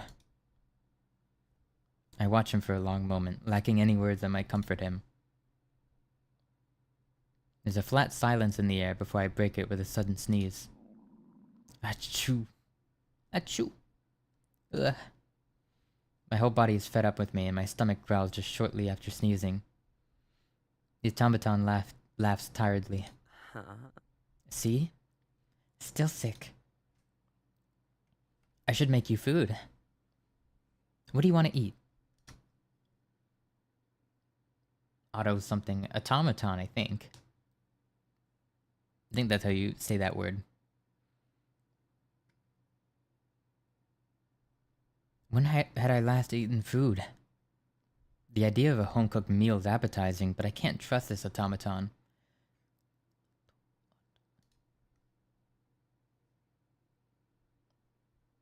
No, like it's like automaton, or automaton. I don't know. Are you good at cooking? I am. If there's a recipe, or if I have one memorized. You designed me to have some cooking abilities because you weren't very good at it yourself. But I don't eat. I'm just very good at following instructions.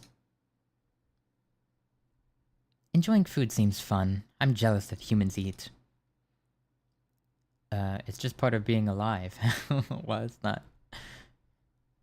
Being alive seems fun. Awkward. Anyway, I'll see you how you resist one of your favorite meals. Wait. Before I can protest, the automaton leaves for the kitchen. Looks like there's no stopping him. Without realizing, I fell asleep again. More sleep seems to have helped recuperate my strength. After awakening a second time, I follow an appetizing smell to the dining quarters and see that a meal had been set out for me on the table. It's a hearty-looking Salisbury steak. Great. One of my favorites.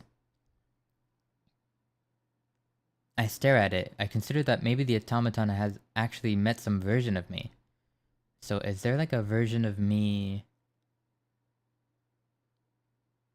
where I came from? Did we like swap places or something? This place still might be a parallel world or something, right? It'd make more sense as to why I wouldn't remember things or why everything's so different.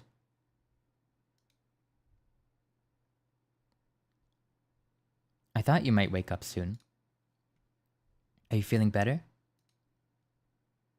What steak? Salisbury. That's good, isn't it? I knew you haven't had any earlier, but what about now? Going to accept?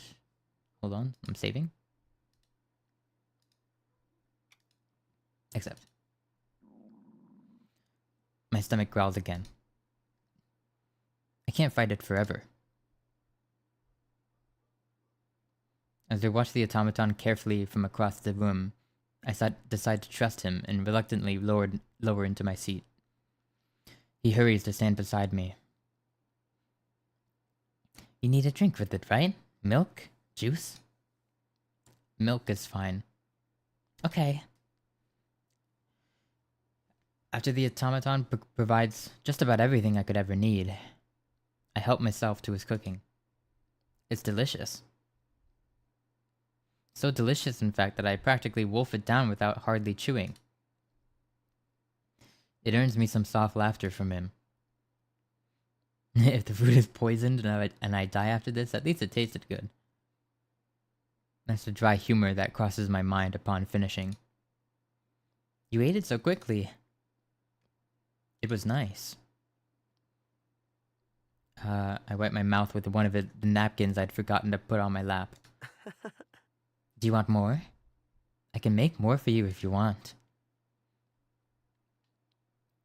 Normally I'd be all down to pig out. My nerves have been so fried from stress that my appetite is smaller than it should be. I'm kinda hungry now.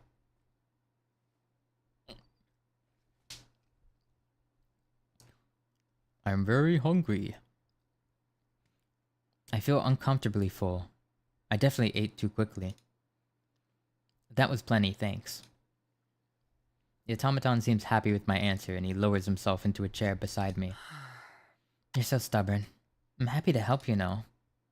I'm thankful for that. I should head back soon. Now that I'm out of the woods, maybe my communicator has a better chance of reaching the Guild Tempest. Failed signal. Don't leave. Are you still trying to go home?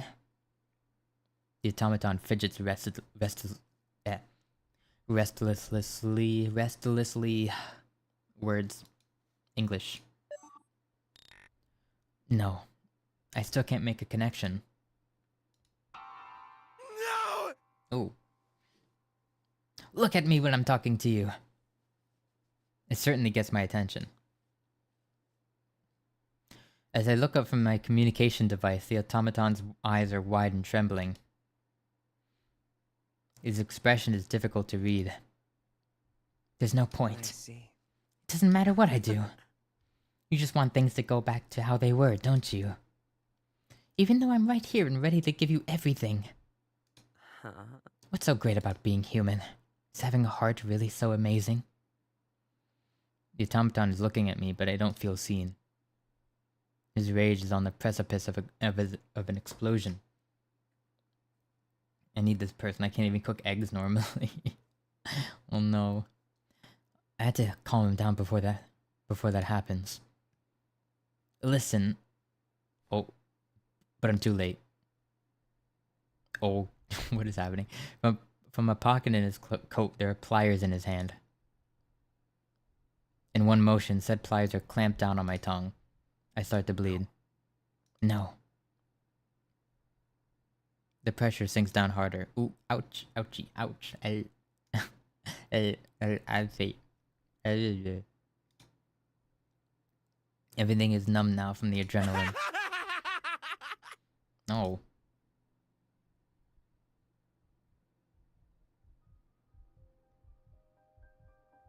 Ouchie. The automaton retracts his hand, pliers still in them. From them, he drops the piece of my tongue he'd torn off on the ground. Jeez. That's my tongue. I brought these from the greenhouse earlier. I had a feeling somehow that I'd need them. Blood fills my mouth and my eyes well with tears. I watch the automaton in horror as he opens and closes the pliers flippantly. Why did they keep using that word? I swear that... As if they're a child's toy.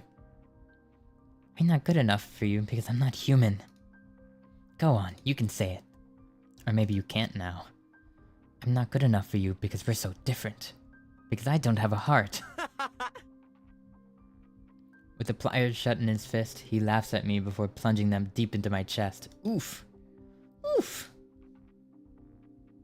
I go, oof. Ouch. Oofy. He keeps muttering to himself. But just think, what if neither of us had hearts? Wouldn't that make us perfect for each other? You finally stop hurting. Stop thinking about... Oh, you'd finally stop hurting. You'd finally stop thinking about how I'm not Flayon. And I'd finally stop comparing myself to humans. He cranks the pliers back apart and spreads the wound he's inflicted. Oof.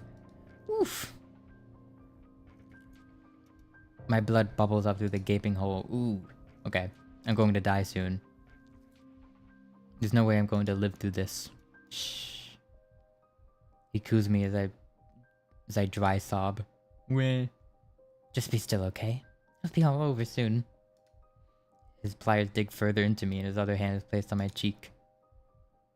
His thumb wipes my tears away gently. And he manages a weak gasp. Ooh. Tongues of his pliers twist and puncture anything they can. My sight starts fading. Don't worry. Without this stupid heart of yours ruining you anymore, you'll be just like me. You'll finally know how I feel. That's why you'll forgive me if I stop it, right? He takes a hold of my beating heart in his pliers and bursts a hole in it. Dead. Because even if you don't know any better... Oh, I can make you happier than anyone else. Don't leave. Wait, No. don't go. No! Don't go, I said. Stay with me forever. Jeez.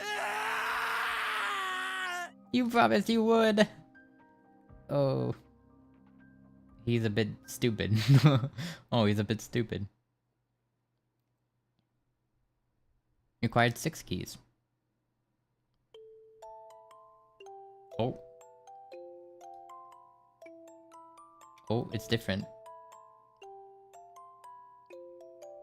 Yeah, it's pretty good voice acting.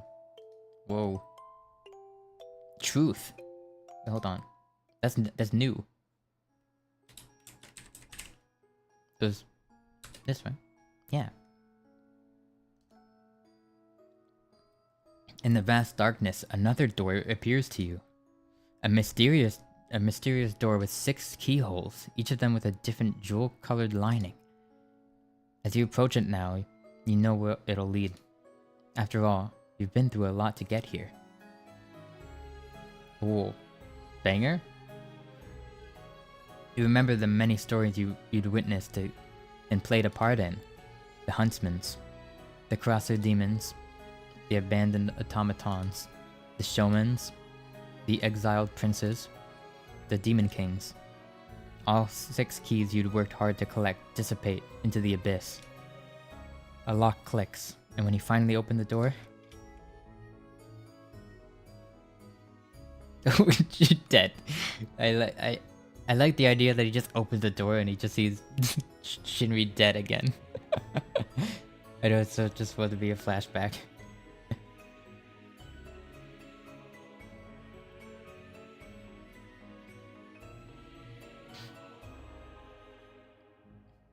The art of battle kind of goes hard. I mean, all the art goes hard, but I like that one especially. I'm almost home. Wait for me, guys. No, I should probably say that better.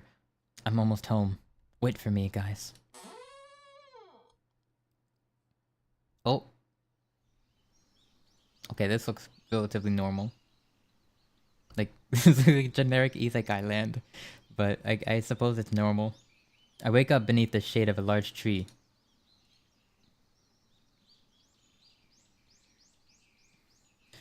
Is this the start to another twisted story? I don't know anymore. My whole body is sore and there are knots in my back. I take a deep breath. This place looks like Elysium. It looks like a meadow not too far from the guild hall, actually, but... Eloise, is that you? Did it work? They're back! Look, I see them over there! For real? Move out of the way, Bettel. Why single me out like that? Everyone else is in your way too. Wait, did we really find Eloise? I was worried we were going to have to make signs for a missing person. Finally. Now that we found Eloise, we can call this done and get the Halloween party started like we wanted to. As the Tempest Guild members come closer to me, I prop myself upright at the base of the tree.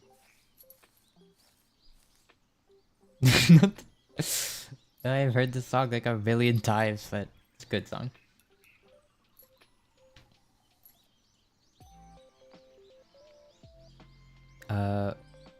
Okay.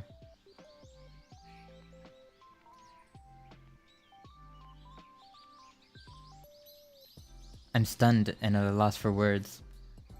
Oh, this is cute.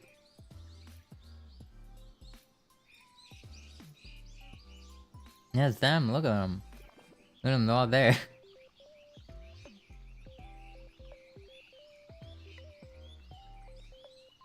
Because I've experienced so many tragedies, I don't even know what to say to them. My favorite VTuber music, yeah, it's pretty good. It goes kind of hard. Do they believe me if I told them what I saw?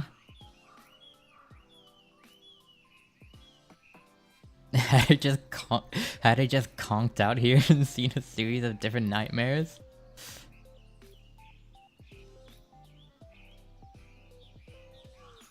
No, they've definitely been real. I can't believe otherwise. Sorry for everyone for making you worry. How long have you guys been looking for me? Way too long. By that I mean a couple of days now.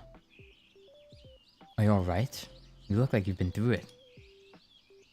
Want me to carry you back?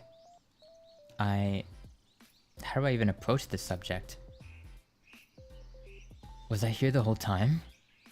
What did it look like when you saw me? You look like you were sleeping just now, but you definitely weren't here the whole time. We searched most of Elysium for you after you were gone too long. Yeah, Altair sent me and Shinri out this way to check yesterday. We didn't see you then, but maybe we just didn't notice? Who knows? No, that's not it. I was over here 2 or 3 times when we looked. So I must have really disappeared and reappeared here. I physically wound up on the other side, just like I thought. And now after experiencing those 6 different tragedies, I'm back here. I don't even know how I'll begin explaining what happened to the boys, so I'll save it for another day. For now, I'm just relieved to be back. Things are going to be okay now. I missed them. I missed these guys so much. I had some really bad dreams. Like really, really bad dreams. I don't know why I was out for so long. Just me. I don't know why I was out for so long. But that's about all I can say. That's okay. I get it. I understand that feeling too. The two of them look at each other as if they know something I don't. before they look at me again.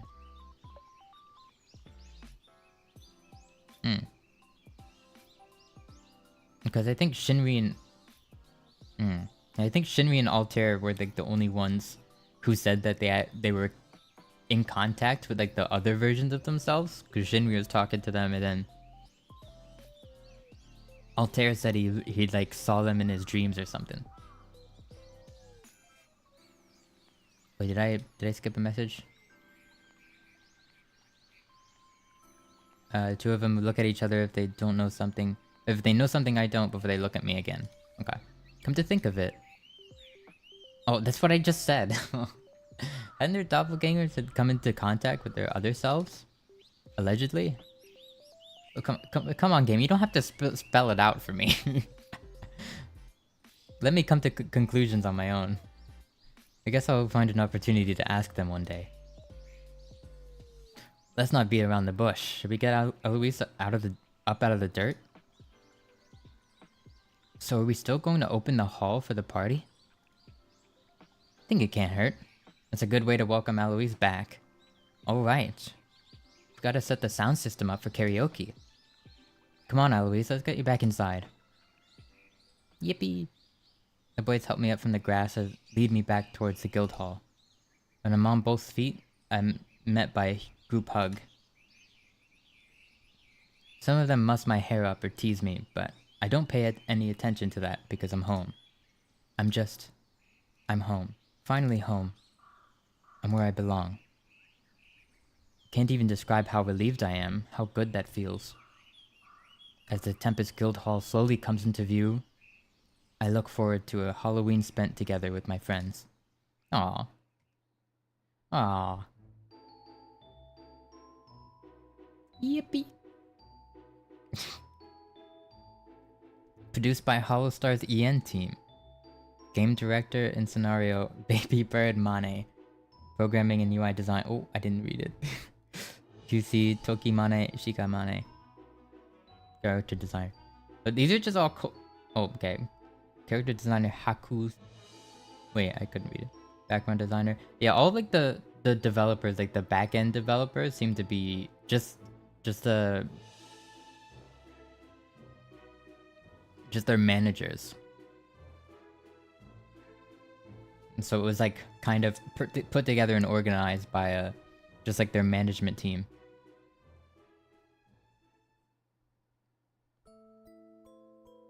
Which is pretty neat.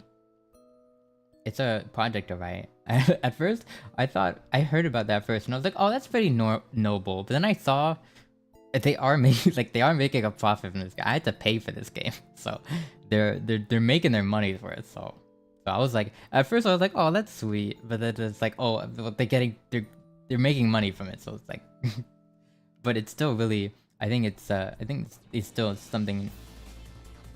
It's cool that they have that ability to even put together something like this. You know what I mean? I wouldn't expect that from VTuber managers. You know what I mean? You don't really think of anything when you think of a manager. To be honest, you just kind of think of someone who bosses someone around.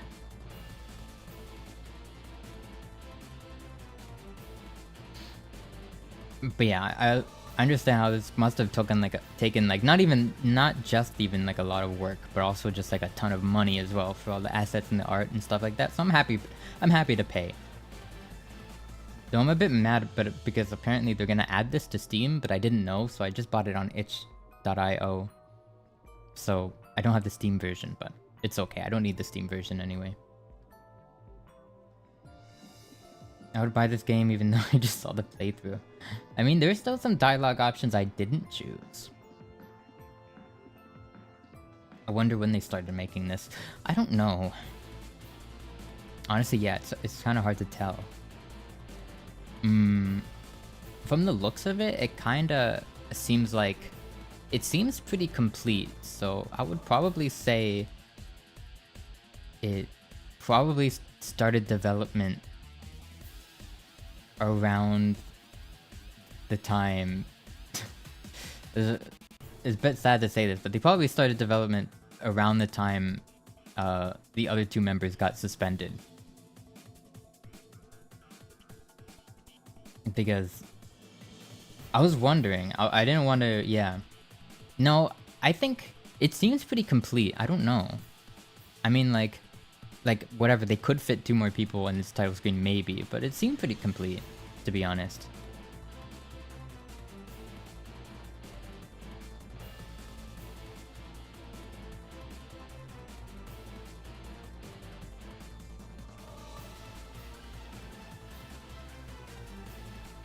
I'm pretty happy with it. It was cool. If they were planned to be in it, then they basically didn't actually start working on it until after that all happened. So like even if they originally were planned to be in it. Thoughts on your first VN? I mean, like I played like Doki Doki, so it's like not technically my first, I guess it's my second. It's pretty good. It was pretty good. It's a lot of reading. Like I know it's a lot of reading. But I mean, like honestly, it's not. Like I've done longer reading sessions before. Like I did like a 9-hour stream of Undertale where I voiced all the characters. So like, I can do with a lot of reading. It's just difficult, especially since I can only speak English, but I could barely speak it, if that makes any sense.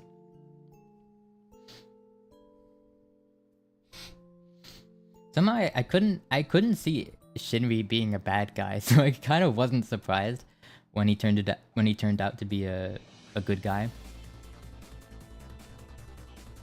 I thought it was cool that because I predicted that, but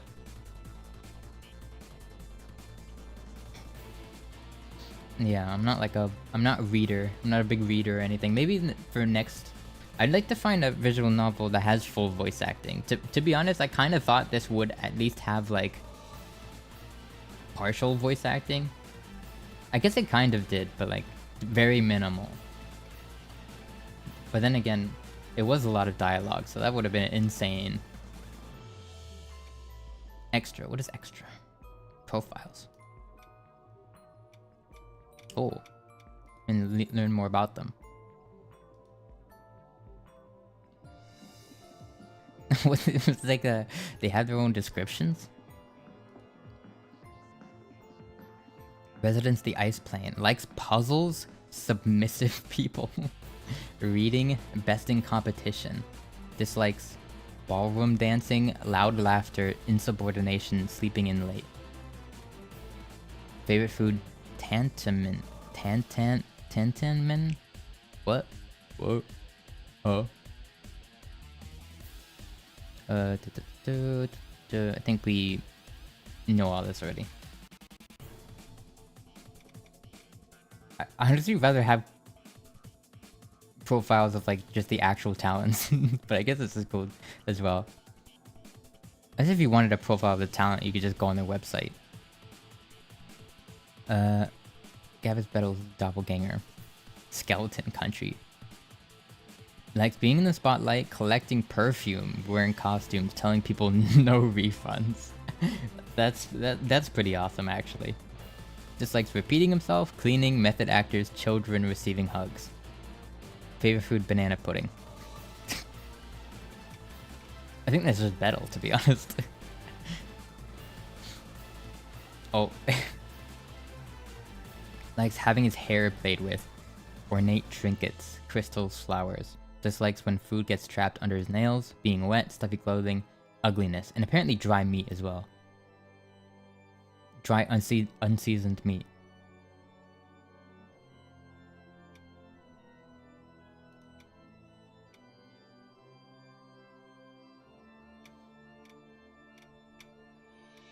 The Huntsman. Likes fishing, sleeping under starlight, getting to know locals, protecting the weak. Dislikes haunted places, pretended. Why can't I speak? Pretentious businessmen. Wastefulness, invasive personal questions. Favorite food, gyros. Is that even a food? Okay. Likes instigating conflict, teasing others, hot baths, getting sweaty. What the? Dislikes becoming bored, boat rides. Nobody likes being bored though. Favorite food, anything with mushrooms. Okay, that's evil. Oh, look at his joints. I didn't even see that. Likes being together with his master, watching people cry, rain, running errands. Dislikes secrets, animals, sharing with others, overheating. Doesn't eat. Okay. Oh, here's the credits again. Chihuahua Mane. So like the direction, scenario writing. Okay, so like those written entirely by their management. That's pretty impressive. And I guess their management would have to be fluent in both English and Japanese as well. I feel like. So that's pretty impressive as well. Because it was pretty... Except there was a few wonky sentences in there. But like, I feel like that's in every like piece of work ever. So like... I don't put that I don't put that on them. Programming though, and UI design. Okay. Yeah, the UI is cool. I like the keys. It's neat. Gallery. Oh, you just got all the pictures. Here's a picture like of Betel that goes hard.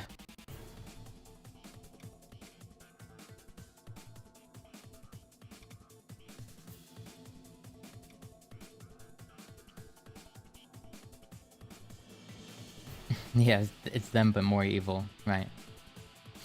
Okay, that was Doppelgänger. That was pretty cool.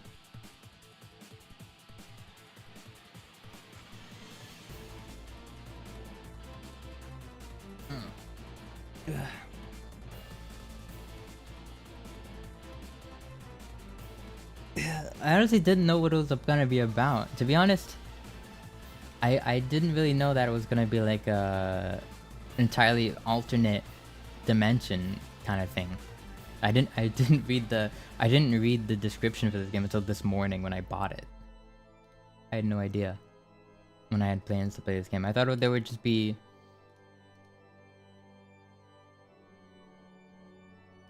I don't know. I don't know what I was expecting, to be honest, but I liked it. I liked it.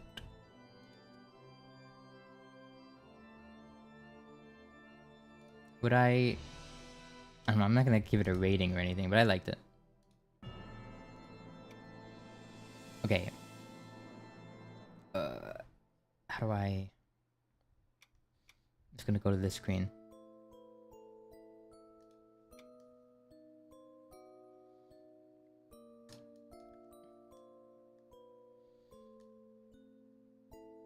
I want more of it? Well, if you want more of it, I would just say... Oh, wait, hold on.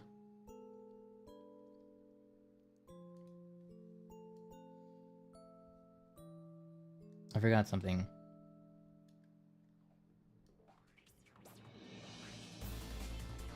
Okay, shut up, game. That's enough out of you. Okay.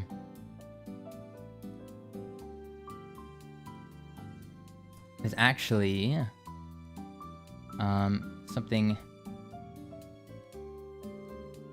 that has happened recently in terms of Hollow Stars. It happened last night when I was at work, so I didn't even really get to see it all that much. But there's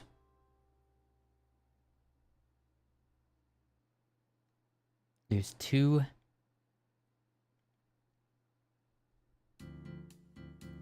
there's new debuts. And so the first one was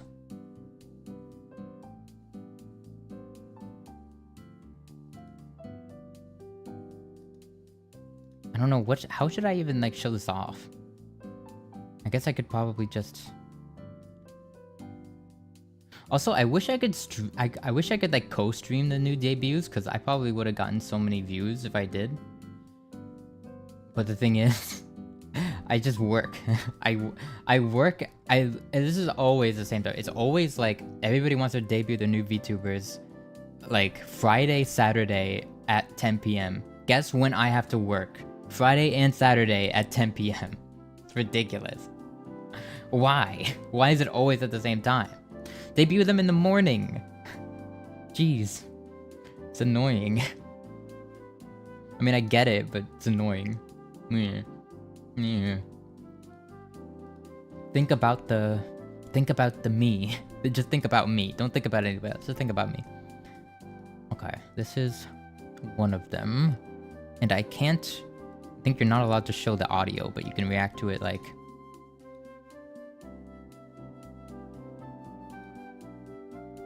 But I just want to show them off, so or show what they look like at least. So let me...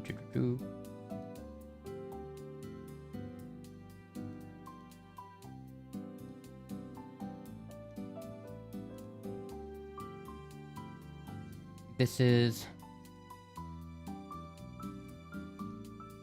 Gerard T. Rexford. I think that name is ridiculous, by the way. I mean, in a good way. But here's this guy. He's like a T-Rex looking guy. And he's cool. He's a cool voice actor, dude. I thought his energy was kind of insane. And I wish I could have that kind of energy on stream, but like literally life is too tiring.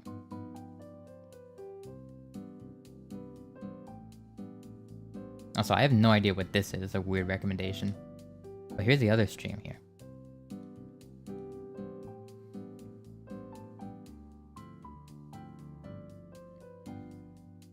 But yeah, cool voice acting. They had all this. They had these cool...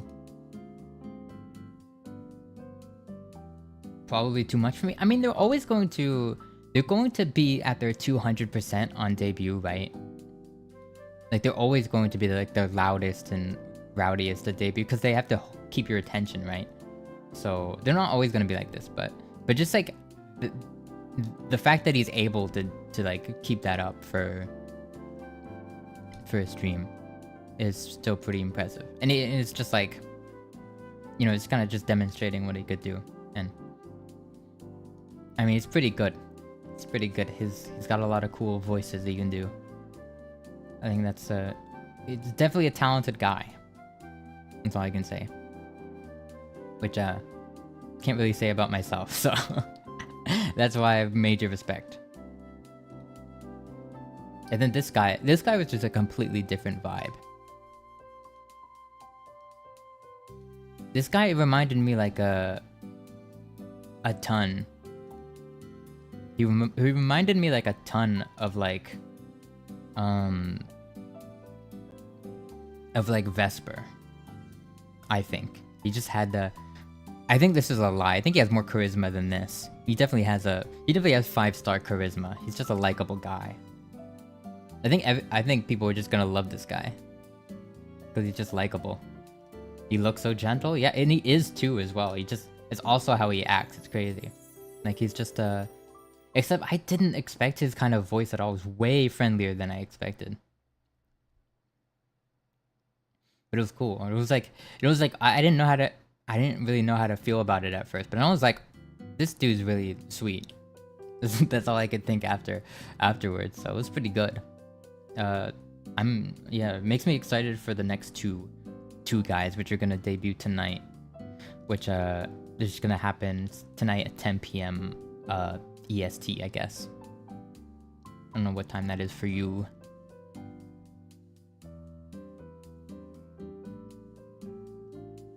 Yeah, and these transitions are cool as well. Why is Shinri? Why are they circled?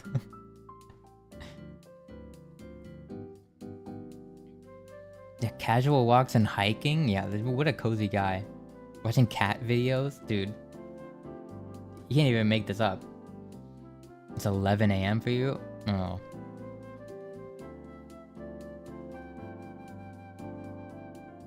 Yeah, likes preparing and cooking meals. Sightseeing. What? Dude, you could not meet a more wholesome guy.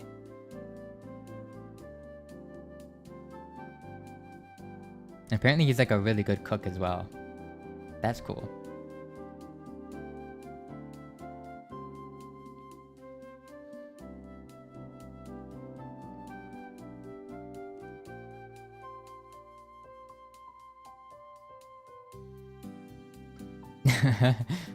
Oh, wait, it's in his likes. So maybe he just likes them. Which makes sense, because I think these would be like the two cozy members, I feel. Two like softer speaking, cozier members. But yeah, it's cool. Also, I thought it would have like a channels tab that I could see like his debut buddies, but hold on. They should be in the description. They haven't posted yet, but oh, there they are. They're just below. Oh, I was thinking of the mobile version of YouTube. The next one is this guy, I think. Oh, also the TUX guy is Filipino, and the other guy is Puerto Rican. So that's cool. This is PV. Oh, he's got sheet music. Wait, sheet music. Guys are sheet music. Can we determine anything from this? What is it? What's on top? But does he have them numbered? He said the is it? Yeah, are they like numbered for like the like for like beginner piano sheets? They'll like number the notes for like which finger to use. So I wonder if that's what that is.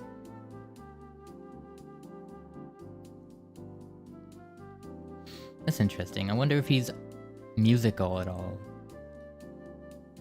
I haven't heard his voice yet, I don't think. But I don't know, he gives me Flayon vibes. Probably just because it's quite... you know... I don't know. He's giving me Flayon vibes. It says, bro radiates... Wait, is he... Hold on. Is his voice in this trailer?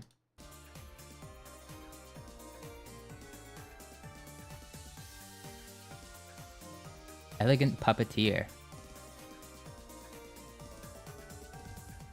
No. Dude, his shoulders are huge. I mean, same. I mean, literally same, but... Yeah.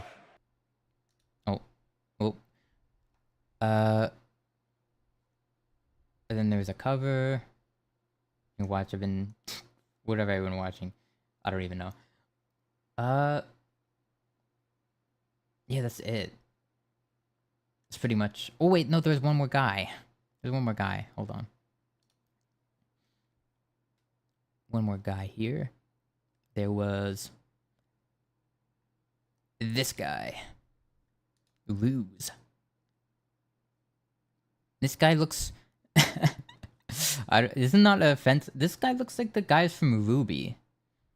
I don't know if you have... I don't know if you ever watch Ruby, but there's like this this clan of like animal people, and they all have like these white masks. It looks just like this.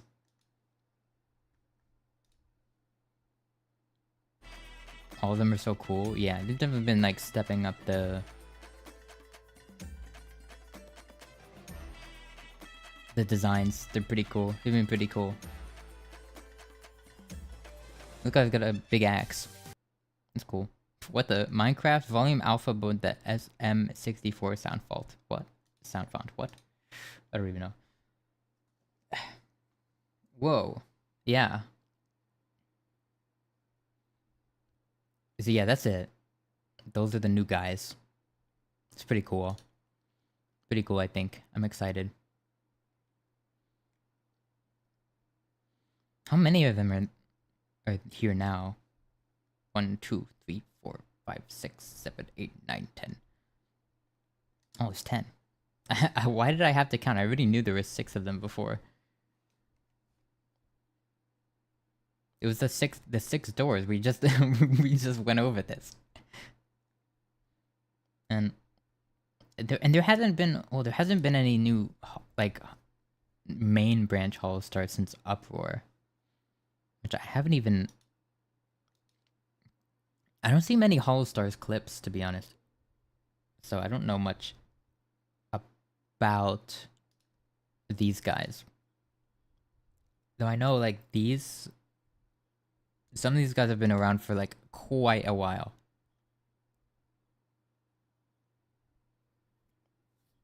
And that they're very respected, and that's cool. I also saw some 3D content from them that was like fun. I don't know Japanese. I can't watch JP streams. If I could though, I'd be all over them for sure.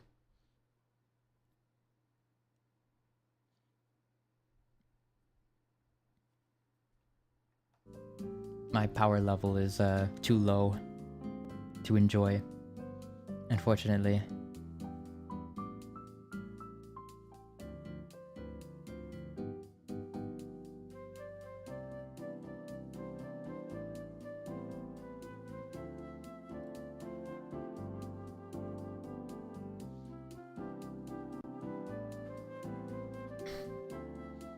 I understand a little, but it's still sad. Yeah, of course you could share clips. I think there's a VTuber channel in the Discord for pretty much that reason, to be honest. Because I just, I like seeing clips, so feel free to share.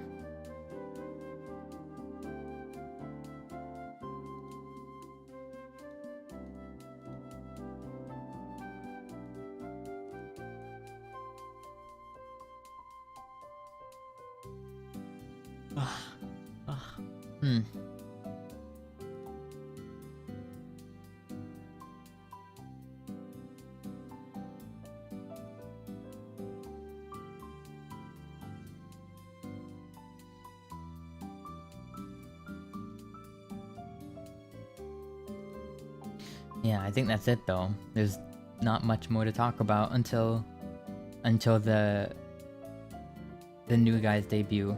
Then I'll have stuff to say. I'll probably like them. I'll end up. I was thinking of like holding off and to like react to like actually watching any of the debuts until I'm free, then just reacting to them all. But like I'm too impatient. I'm just gonna listen to the to the debut stream at work because I'm curious while I'm working.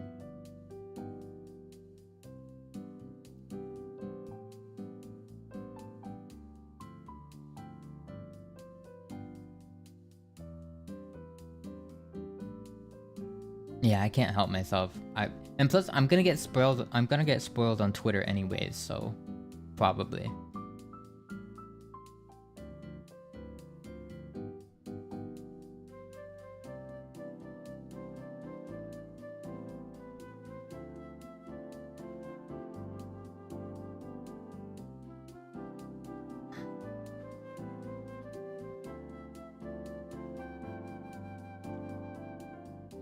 Okay.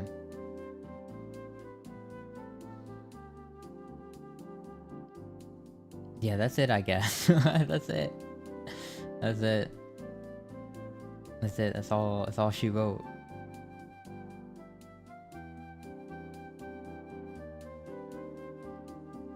So I think I'm gonna go eat. I'm hungry.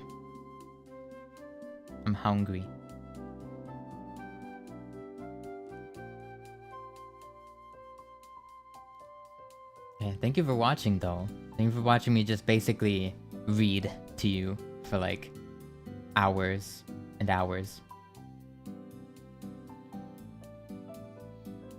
I try my best. If you have any ideas of how I could improve, I would also be Alois clips? No, you can just post it. There's just a channel called VTubers that you can post it in.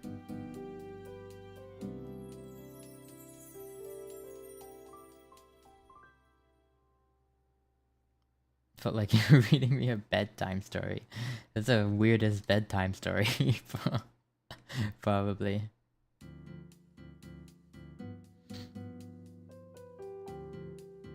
But yeah, thank you for watching / listening. I'll maybe do another visual novel. I don't know. Maybe next time suggest a visual novel that has full voice acting, so I can get a break.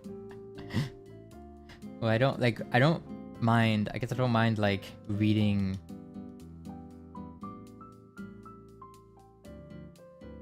I guess I don't mind like reading like the MC parts, because like obviously the MC is supposed to be you, so you're supposed to read it. So I don't mind reading those parts, but like be cool if the character were voice acted or something.